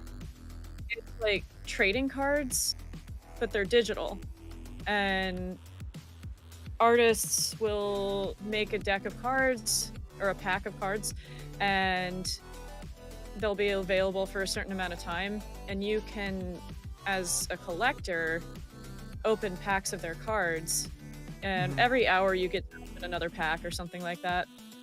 But if you want more, you can pay for them, of course. And the artists actually make a few pennies for every pack open. And it's also just kind of a fun way to get their names out there because the metadata of all the cards that you open, the images, it all has the artist's information tied to it. So just the way it operates, people have been asking, is this NFT? And no, it's not. Because anybody that opens a pack of an artist's cards can get the same cards. Mm-hmm. To an extent, they only have a certain number of each one available, just like with like magic cards or something like that. They only print so many. Yeah. I think I'm blowing But the yeah, best. it's just supposed to be kind of a fun, gamified way for artists to get their information out there. Yeah. Yeah. Let's see. Next Knox has to take off. That's also a hot take. Let the artist get paid, right? Yeah. Oh, I know, right? Non-art folk who are into NFT are not in it for the art. Exactly. That's my other problem with NFT. That's actually my main problem with NFT. Crypto aside, again, I definitely get the whole money backed by gold. That's the kind of the take on it. Here's the problem with that. Money's no longer backed by gold, guys. Hasn't been for years. So if money's no longer backed by gold, and the dollar, the value is set by the stock market that is based upon some idealistic scare tactic, then who's really winning if you back crypto with actual money? So I'm going to leave it there, though, because I don't want to stress anybody out. Maybe one day, I actually probably would do like a Discord chat where we can all talk about Discord chat. That's the more appropriate place. I don't want to stress out Kamar anymore, but that's my take on it. Please feel free to private message me your thoughts if you want. I don't care. There's an NFT spot in my Discord. If you want to go into my Discord and chat about it, just be respectful. That is the one and only rule I have. Please be respectful. We can all agree to disagree. We're adults. That's my take on it. Yeah, my main NFT related stuff is and politics in general. Hi, Norden. Like, I don't mind talking about it to an extent, as I said, Right. but I'm spending 90 hours a week doing art these days. If I start talking about things that stress me out, I'm gonna do less art, and I'm trying to get places. No, exactly. Yeah. See, I'm Yeah. I love this stuff. I think it's great, but there's definitely a point in which it's like, I think I'm just sick. areas have gotten lost in translation with so many people talking about it, and of course the proper researches and stuff. All that, it I'm all just has sick its of it. place. Like, it's not that it stresses me out so much as it's exhausting because I'm sick of it. Norden, I'm doing well. I'm making a Cthulhu. How are you? Also, I'm multi-streaming with IR Sculpts. I don't know if you saw the link that Streamlabs just posted, but here it is, just in case. Yep. Yeah. In conclusion, bananas are tasty. Exactly. Yeah. Came off the gold standard in June of 1933. Yep. Hey, thank you so much, Fran, for the follow. And just to yeah, really be clear here, guys. Like, I tell people I don't want to talk about it, it stresses me out. That's not really it. It's more just, I'm sick of it. It's exhausting. Yeah. And I have other more important things that I want my brain to be focused on, like doing 90 hours a week of art. Yep. And no, absolutely. And just to kind of be frank and clear, like, I think the big misconception that a lot of people get when they debate is that they just, or even just conversate, is that, people are always trying to change people's minds. We don't have to. Yeah. God, I hate that. I don't need Yeah, you. that's exactly why it's so exhausting. Yeah, we don't, that's something that I've learned to not do. It's like I just explain my position and I try to understand other positions, but it is difficult sometimes when you're like trying to talk with somebody and they're trying to convince you that their way is right instead of having the conversation. It's actually just a conversation I had with I don't know if you know Walter's Workshop. Yeah, it's one of the yeah, Walter's awesome. I won a mini he did a charity stream and I donated and I won a mini. Yay, mini! Agree Not to it yet. disagree. But anyway, So he was talking about, have you heard of spoon theory, where like everybody's assigned a certain every day? Yes. It has a lot to do with like mental health stuff. Yeah. Somebody brought up if you've heard the variation of it, where it's not spoons, it's spell slot. Spell And slot. I love that one. Because spoons just sounds weird. It's like, am I eating cereal? What's happening? How many spoons does it take to eat a bowl of cereal? Yeah. That's funny. But spell slot is, hi citizen! I've been wondering where you are. How are you today, citizen? So the spell slot version is, you know, like in D&D, you have a certain number of spell slots at the end of any long rest. And some spell slots, like maybe you have 4 spell slots at level 2, and then you only have 1 spell slot that's at level 5 or whatever, depending on what level character you are. And as you level up, you'll get more spell slots. Okay. And certain actions take higher level spell slots. Certain actions take multiple spell slots. Certain actions will redeem a spell slot, or refill a spell slot. So I like that version because not everything can be thought of in terms of just like it's this one thing. It's just spoons. And then you also have to bear in mind that if you have insomnia, you know, maybe the long didn't recover all of your spell slots. So that day you don't have all the spell slots. Okay. So for me, something like streaming might take 1 low-level spell slot just because I enjoy it, but it does take energy. But talking about politics or crypto or anything that people start getting heated and want to debate, that's a high-level spell slot for me. Right. Because people start trying to impose their opinion on me, and I'm just sitting here trying to make art. Fair enough, too. Yeah, absolutely. And I respect that. 100%. You know? Let's see. Missed the good chunk. All we need is banana coin. There you go. Agree to disagree, absolutely. That fupa is gnarly. IR. Yes, it is. Yeah, it went kind of gross here, huh? That's the concept. I'm still like massively detailing them too. Using the one alpha I made and extracting some areas. I just got a whiff of burning. Oh, that sounds lovely. I wonder if they have a new person in the bakery or something, because, oh man, they are burning a lot today. Burning at both ends. Go.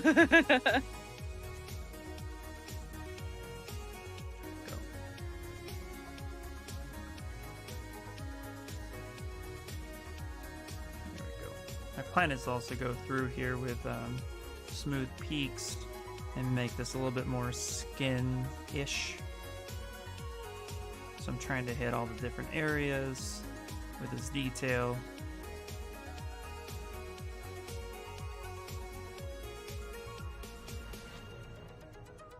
There we go. Extract. There we go.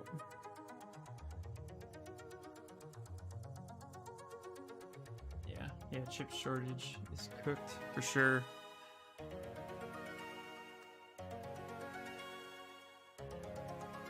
we go.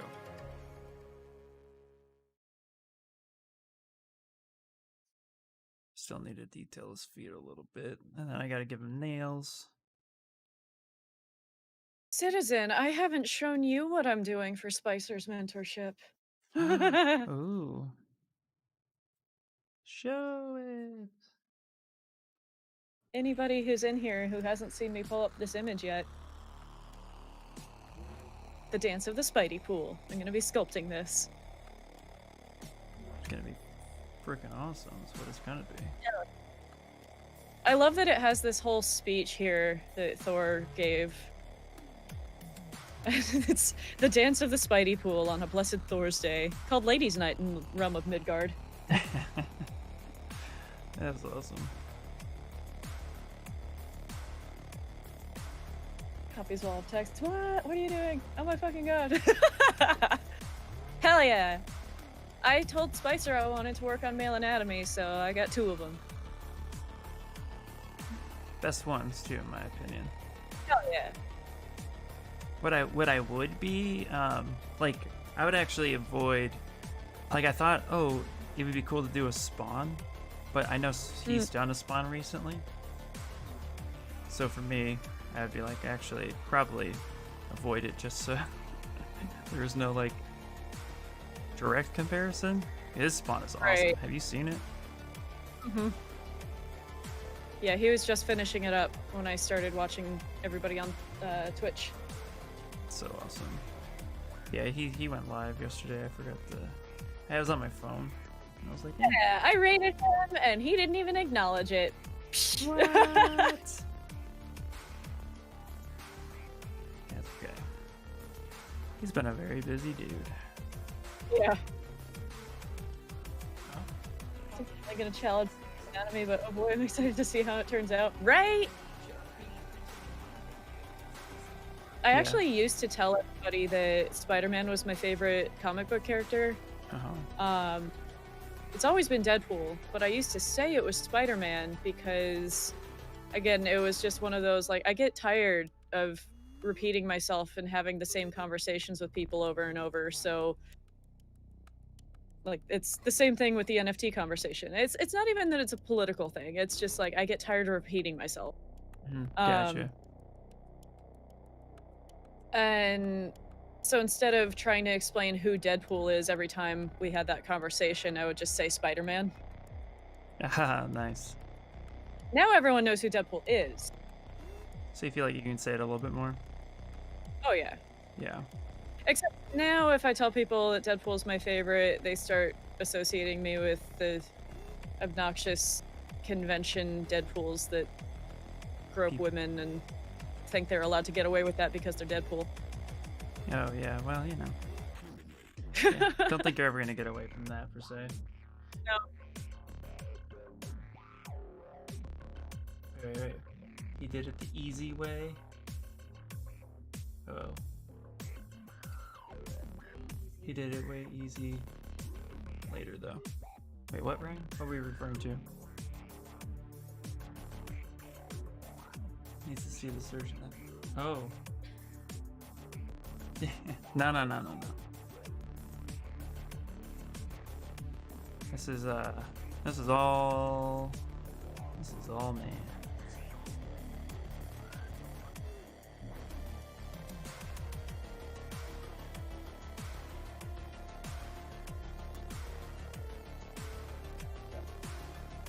So we're gonna go smooth peaks now. I'm gonna actually turn that down a little bit. Kind of make this a little bit more of like a skin texture. That might be a little too hard. So let's actually lower that intensity. Actually, what I'm gonna do first is I'm gonna save it, and then I'm gonna boldly increase the details a lot. Deformation, contrast by like 50%.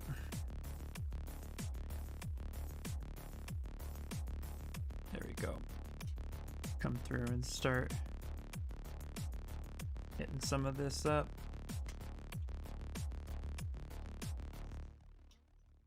Really just kind of boost that. Hit the high spots. Not going to hit everything, just enough. Mars raid. Spicer acknowledged it, but it was very late. Oh, gotcha. Really? Because I was there for like an hour. He didn't say a word about it while I was there. Must have been very late.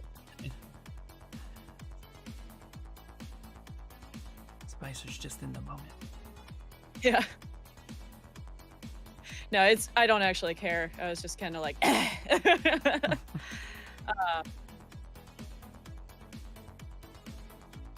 Just gives you something I was to give debating him a hard time about. That's all. Exactly. I was debating between rating him and I've raided Zinc a lot lately, so I was like, I'll go give Spicer a raid. And then he didn't even say anything. I'm like, man, I should have just gone to Zinc. Now He you would just have tease him. appreciated.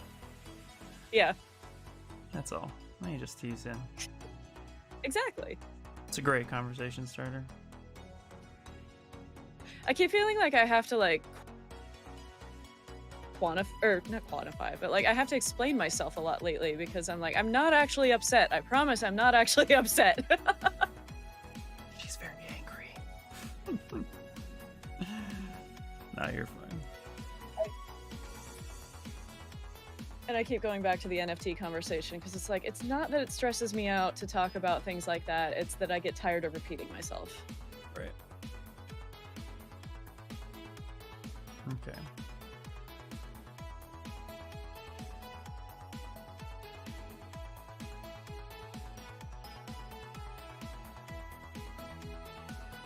I just got really focused on detailing for a second.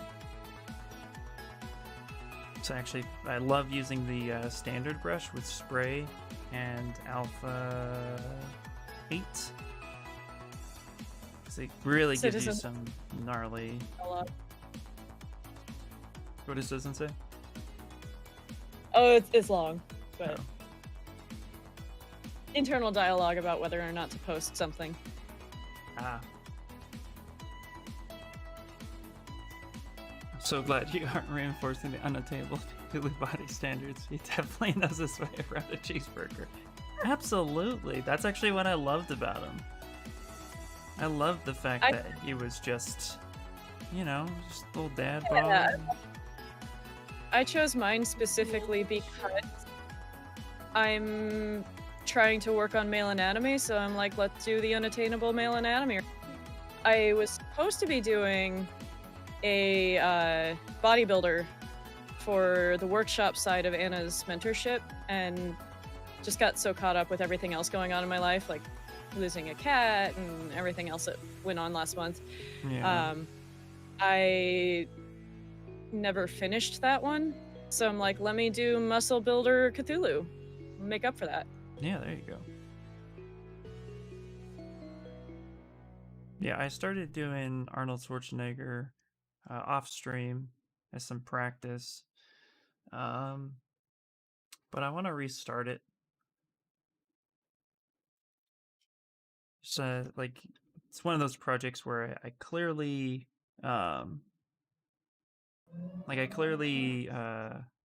started it off pretty decently, but it could be worked on for sure. Are you gonna render Arnold in Arnold? No, I don't have my but that would be the best. Actually, when I joined a Q&A for because sometimes I'll join the Q&A for Shane Olsen's, school, because it's a for life course. So I jump in there from time to time to like see what people are doing, etc., etc. And he asked what I was doing, and I was like, "Oh, I'm doing an Arnold." And then I couldn't type Schwarzenegger fast enough, so I said, "I'm doing an Arnold S. dot and then study." And he skipped over the S and said, "Oh, I haven't been in mine in forever. I should do that." And I was like, "I'm not gonna correct him. That's Right. no point." Citizen. I did just read all of that. I'm not gonna read it all out loud, but that's a good way to handle those negative thoughts. Just like you're allowed to be there, but okay, go away now. Right.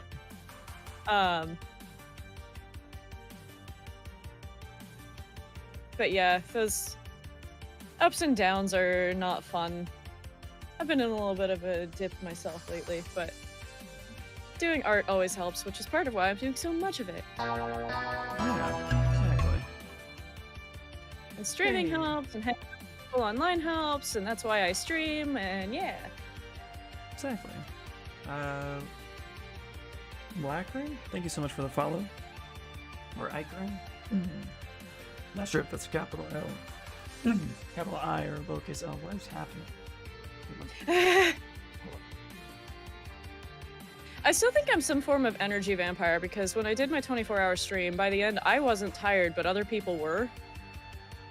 And then other people have been having issues with their throats and their voices this week, and I'm just sitting here like, I had a sore throat from talking for 24 hours, but I'm fine otherwise. I just don't know how to shut up, so it happens. I don't either. That's why our co-streams are fun. Yeah, I just go. La, la, la, la. This is normal. It's not Rona, I promise. Just kind of have to interrupt each other a little bit, and it's like, yeah, this is perfectly fine. It's how the ADHD interacts. I don't know if you have ADHD, but No, I don't. But and actually, that's a funny story because I actually got proven that I didn't have it through a guy at work. If you want to hear a funny / kind of dick story. So when I worked as a machinist, one of the guys I really got along with, he did have ADHD, and he took some crazy medicine. I think it was Ritalin, Adderall. Thank you. He took some stuff. He also took a couple other things too, but Adderall was the main one. So, and he had said, it works differently for those who don't have it versus those who do. He's like, basically, if you don't have it, it kind of acts like a methamphetamine almost. And I was like, it is meth. So, anyway, so one day he was like, he bought me a coffee. He doesn't buy anybody coffee. That should have been red flag number one.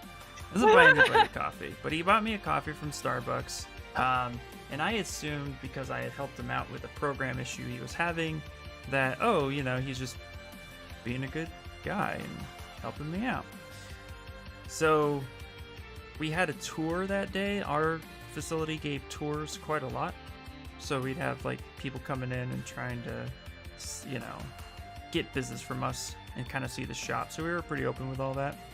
Anyway, I drank the coffee and I just felt so high, like super wired, and I was like talking 100 miles a minute, and like that's me if I don't have a monster every morning. Yes. So then the CEO of the company came through and thought I was the perfect person to talk to. And after a very interesting exchange, as I look back on it, after he walked away and kind of shook his head a little bit, I could just imagine he just thought I was a crazy person. But I immediately looked at my coworker. I was like, "What did you put in my drink?" And he was like, "Well, you don't have ADHD. Yep, you're fine, dude." I was like, "Oh my god, he's gonna try to kill me." It was crazy. But I wasn't that angry about it, Yeah. But it was like, come on, dude, you spiked my fucking drink. One thing that so people with ADHD tend to interrupt each other, and it's interesting when you get two people with ADHD in the same room and they start talking. Like if you hear verbal processing and the couple times that we stream together, hopefully we'll do that again because those are fun. The conversation will go 5 different directions at the same time and just kind of bob and weave, and we're having multiple conversations with each other at the same time. That's interesting. And in order to, like, one person will just keep talking and talking and talking until the other one jumps in, and that's just natural for people with ADHD. So then a lot of times people that don't have it, someone with ADHD will interrupt them and they're like, "Hey, stop interrupting me." And it's just like, oh, okay. Because like that's just how our brains tell us to interact, and being told not to interrupt can actually be, for some people, it can be damaging. Like it can make them super shy and not want to talk to people at all because they don't know how to talk to people without interrupting. Right. Yeah, they just keep going. And like we get super excitable. People who watch my stream know that. But people will tell us that we're too much or too loud or too annoying or too all these things, and it's just like a lot of people with ADHD end up masking and kind of hiding their true personalities because they're told that they're too much. And it's, to me, that's really sad, and people should be allowed to be who they are. Yeah. And just because it's uncomfortable for somebody who can't handle that, like That's a them problem. Yeah. I mean, I've known a few people with it, and it was helpful when you told me that was your personality, that was part of you. It actually helped me understand a little bit too, like, oh, okay, so she's gonna have certain traits and stuff, and that makes sense, you know. And While interrupting you. no, it's totally fine, you know, and stuff like so. Yeah, it's just one of those things. Really, like, but, well, that part's annoying. Who's honking his horn? Yeah. Ryan Okay. Anyway, what were you saying? I couldn't hear a word you just said. Oh, I was just saying, like, it was helpful that we had a conversation prior of you saying that that was, you know, part of your personality, that was, you know, something to be aware of, which helped me understand you a little bit more. So when, you know, when certain things like that like happen, like, you know, just the interruption or, you know, the normal things or just the overexcitement, like I'm like, oh, okay, I get it. It actually was super helpful. You know. Yeah, I do try to be really open about it with people. One, because it does help other people understand. And Yep. two, because other people who maybe have ADHD but don't know a lot about it, or maybe they haven't even considered they might have it and maybe want to get tested, you know. It can be super helpful to hear other people talk about it. Yep. So sometimes I think I talk about it too much, but really I try to be open about it and tell people what's going on. Yep. Ryan brought up a really cool point. I was just quickly grabbing, or not point, actually a suggestion, that I wanted to read real quick. I've seen it, but I'm also looking up a bodybuilder right now because I need to see veins. I need to look at veins, and mine don't quite do it. But he has said, you know, it'd be really fun, an actual monster collab, where you assign everyone a part of the monster, arm, hands, eye, nose, etc. Then you assemble one big figure, all different parts. I think that's pretty cool because, and definitely something to look at, because that's how they did Godzilla. If you guys, I don't know if you guys have seen the Godzilla, how they created him, but I thought that was pretty cool because they sculpted Godzilla with different artists, which is pretty neat. I was thinking of, Verbal Processing had suggested a little while back, and we haven't done it yet, but doing like a big group stream thing where we all do an exquisite corpse. Oh, And that sounds like fun. that's definitely. I'm not sure exactly how it would work, but it sounds like fun. And then Framed World was recently talking about he and some of his coworkers have done a pass the sculpt where like you have 15 minutes to sculpt on a piece, you pass it to the next artist. I actually really want to do that. That was going to be my next thing I mentioned. That's something I'm really interested in. I have a few artists in mind I would love to do that with. I should just ask them. And you are one of them. Hooray! I'm always down. Hell yeah. But no, Jump I on my love chat. that. So, Citizen, it's not so much that it's not a fun topic that I'm not reading it out loud. To not be paying quite as much attention to what I'm actually reading. Just trying to sculpt, man. Just kidding. Also, blah blah blah. Chatterbox Mecha's back. No, we like you. I missed you yesterday. My chat was so quiet, and I was like, "What's happening?"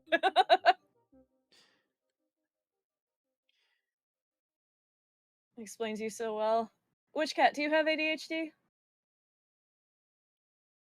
Heard the Verbal Processing streamed yesterday. Yeah, he streamed with Spicer. Yep. He's been Verbal Processing and Spicer and a few other people from the dojo have been working on their NFT project.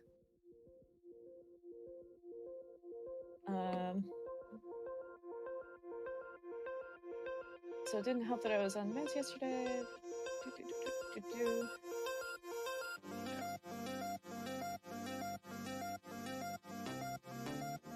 we go. Love creating veins. I think they're so fucking cool. Staying up for longer than 24 hours? No problem. One day without meds? Sleeping. Yeah, yeah.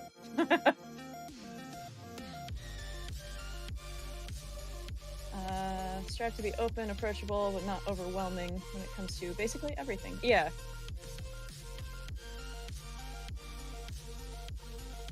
I'm sorry. You don't need to be sorry. It's perfectly fair. You don't have to be here all the time, as I'm always saying, but your absence was noticed and we missed you. Okay, I'm gonna give him an eye vein. Because I have one. Random fact about me. If you watch my YouTube videos really carefully, Robbing. there's a vein in my eye that shows. Just a lot, actually. Now my eye's twitching because I had that image. I'll give him a couple veins in his face.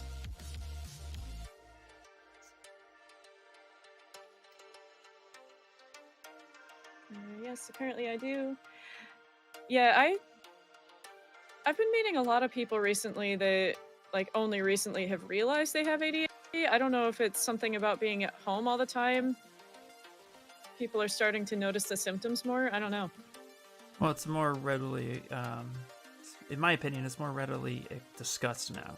Mental health in general, you know, mental health has been ignored for so long by so many communities, you know, and then anybody who would dare try to talk about it just gets shunned right away, you know. So, yeah, it's something that doesn't get talked about enough. There's a lot of the like if you have anxiety, you're having a like just calm down. It's like, okay, just unbreak your leg. Right. Yeah, that happens to me a lot. I'll get overwhelmed and anxious very, very quickly. Especially with like repetitive tasks. I discovered that about myself. It depends on the repetitive task for me, because sometimes I can get into like a little meditation state and it's really fun and I enjoy it. Other times I start thinking too much about it and then I start panicking. Yeah. One thing though that I didn't learn until about 2 years ago, and apparently is only a recently designated thing. And I always thought it was a sign that I'm just batshit crazy, and I was always embarrassed about it, and I never wanted to tell people about it. Hi, Flyer. Thank you for the bits. So there's a thing called rejection-sensitive dysphoria. And it's one of the most common symptoms of ADHD. It's not, like, you don't have to have ADHD to have it, but it's one of the most common symptoms.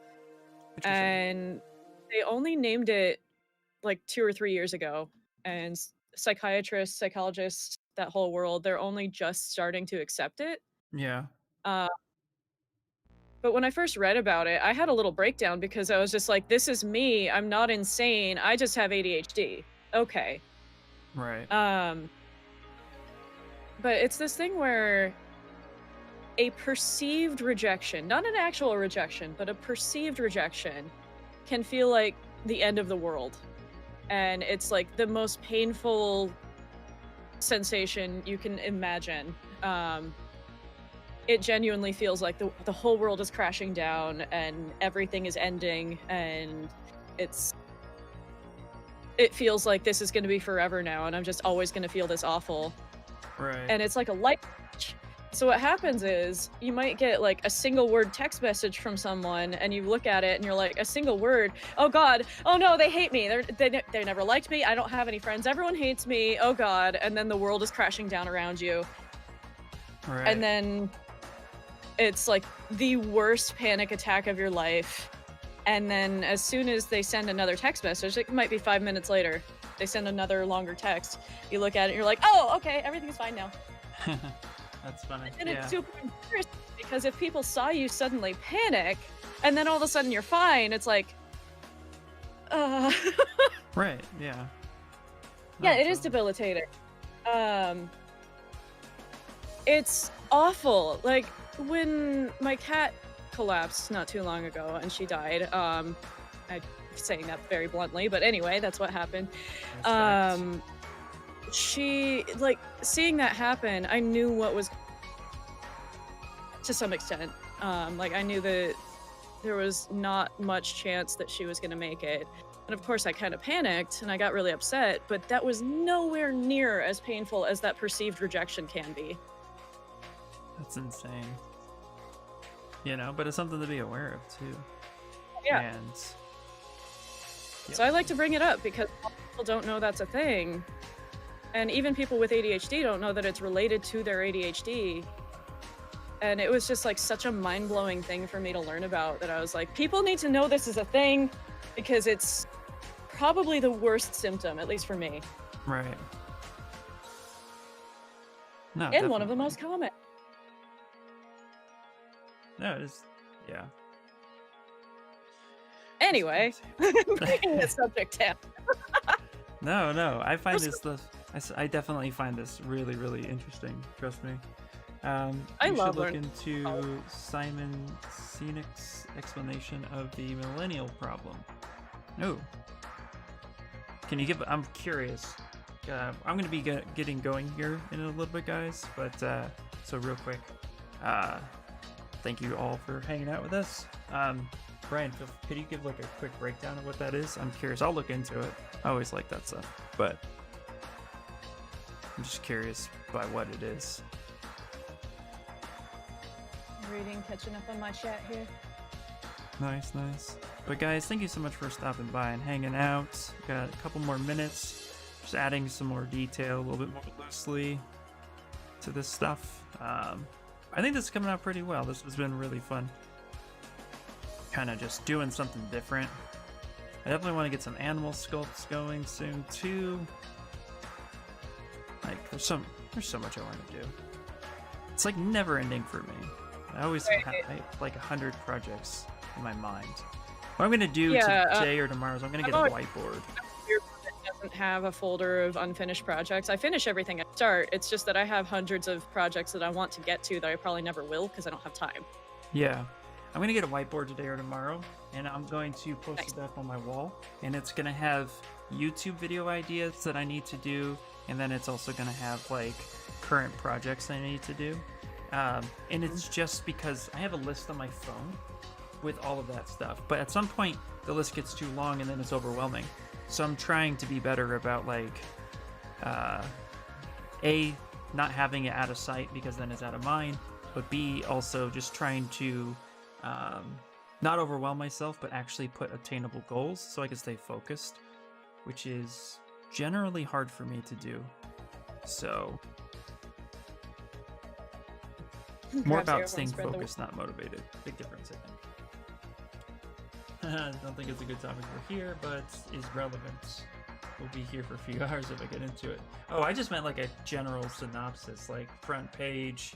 It is about the person who can't blah blah. But don't worry about it. I'll look it up. Thank you so much for the follow.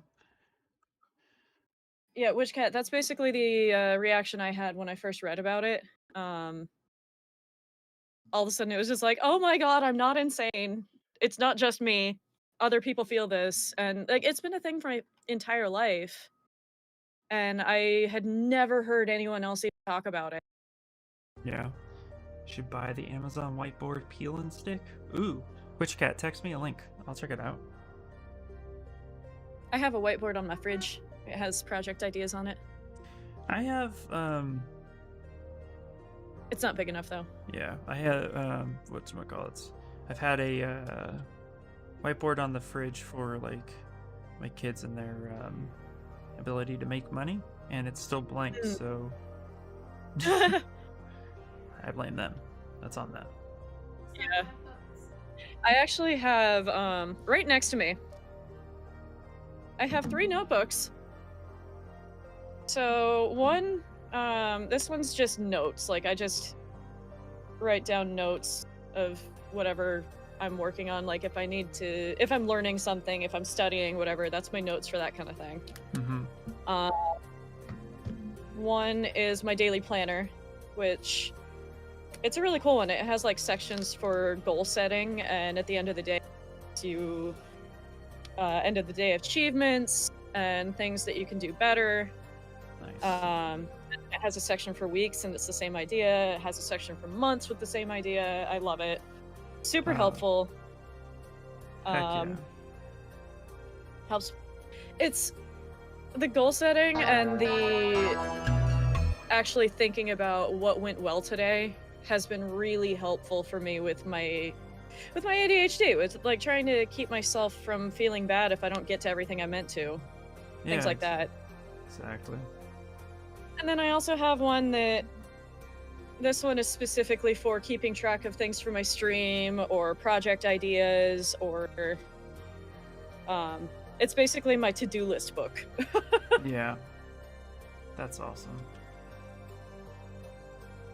I love these journals. I love them. That size, like something about them is just really satisfying to me. Heck yeah. All right. Well, everybody, first off, thank you for the follow, GX Kuma. I really appreciate it. So here we go, guys. This is where we currently are ending for the day. I sent you a link for later. Thank you, Ryan. Appreciate it. All right, guys, that is it for the day. Thank you guys so much for hanging out on my side and Kamara's side. Appreciate all of you for coming in. I have a new YouTube video coming out explaining how I do some of my processes. Getting clean edge flow. That's coming out on YouTube today, so if you guys can go over to my YouTube, check it out. And if you guys like tutorials of Zbrush, but also too, just want to come into Discord, hang out, share your work, totally free space. Friendly too. Free and friendly. But And I'm gonna keep going for a little bit You're gonna keep because I going? want to get the Cthulhu more finished. Yeah, I'm gonna work on it a little bit more off stream, but I have to send something to Pixel, so I gotta work. I got to I'm work. taking advantage of a not work week right now because I'm going to be doing paid work next week. So, Oh yeah, do it. Awesome. All right, guys, thank you so much for the follow. Really appreciate High Flyer. All right, guys, that is it for me today. Enjoy Kamara, the rest of her stream. In fact, wait, should I just raid you real quick? Yeah. Just, you guys don't have to go. I will send you. Just like that. It's gonna happen. All right, later, everybody. Bye. Bye. 2, 1. As always. All right. Trying. Bye, come Oh, look at that! Who'da thunk? How Oh, was your stream?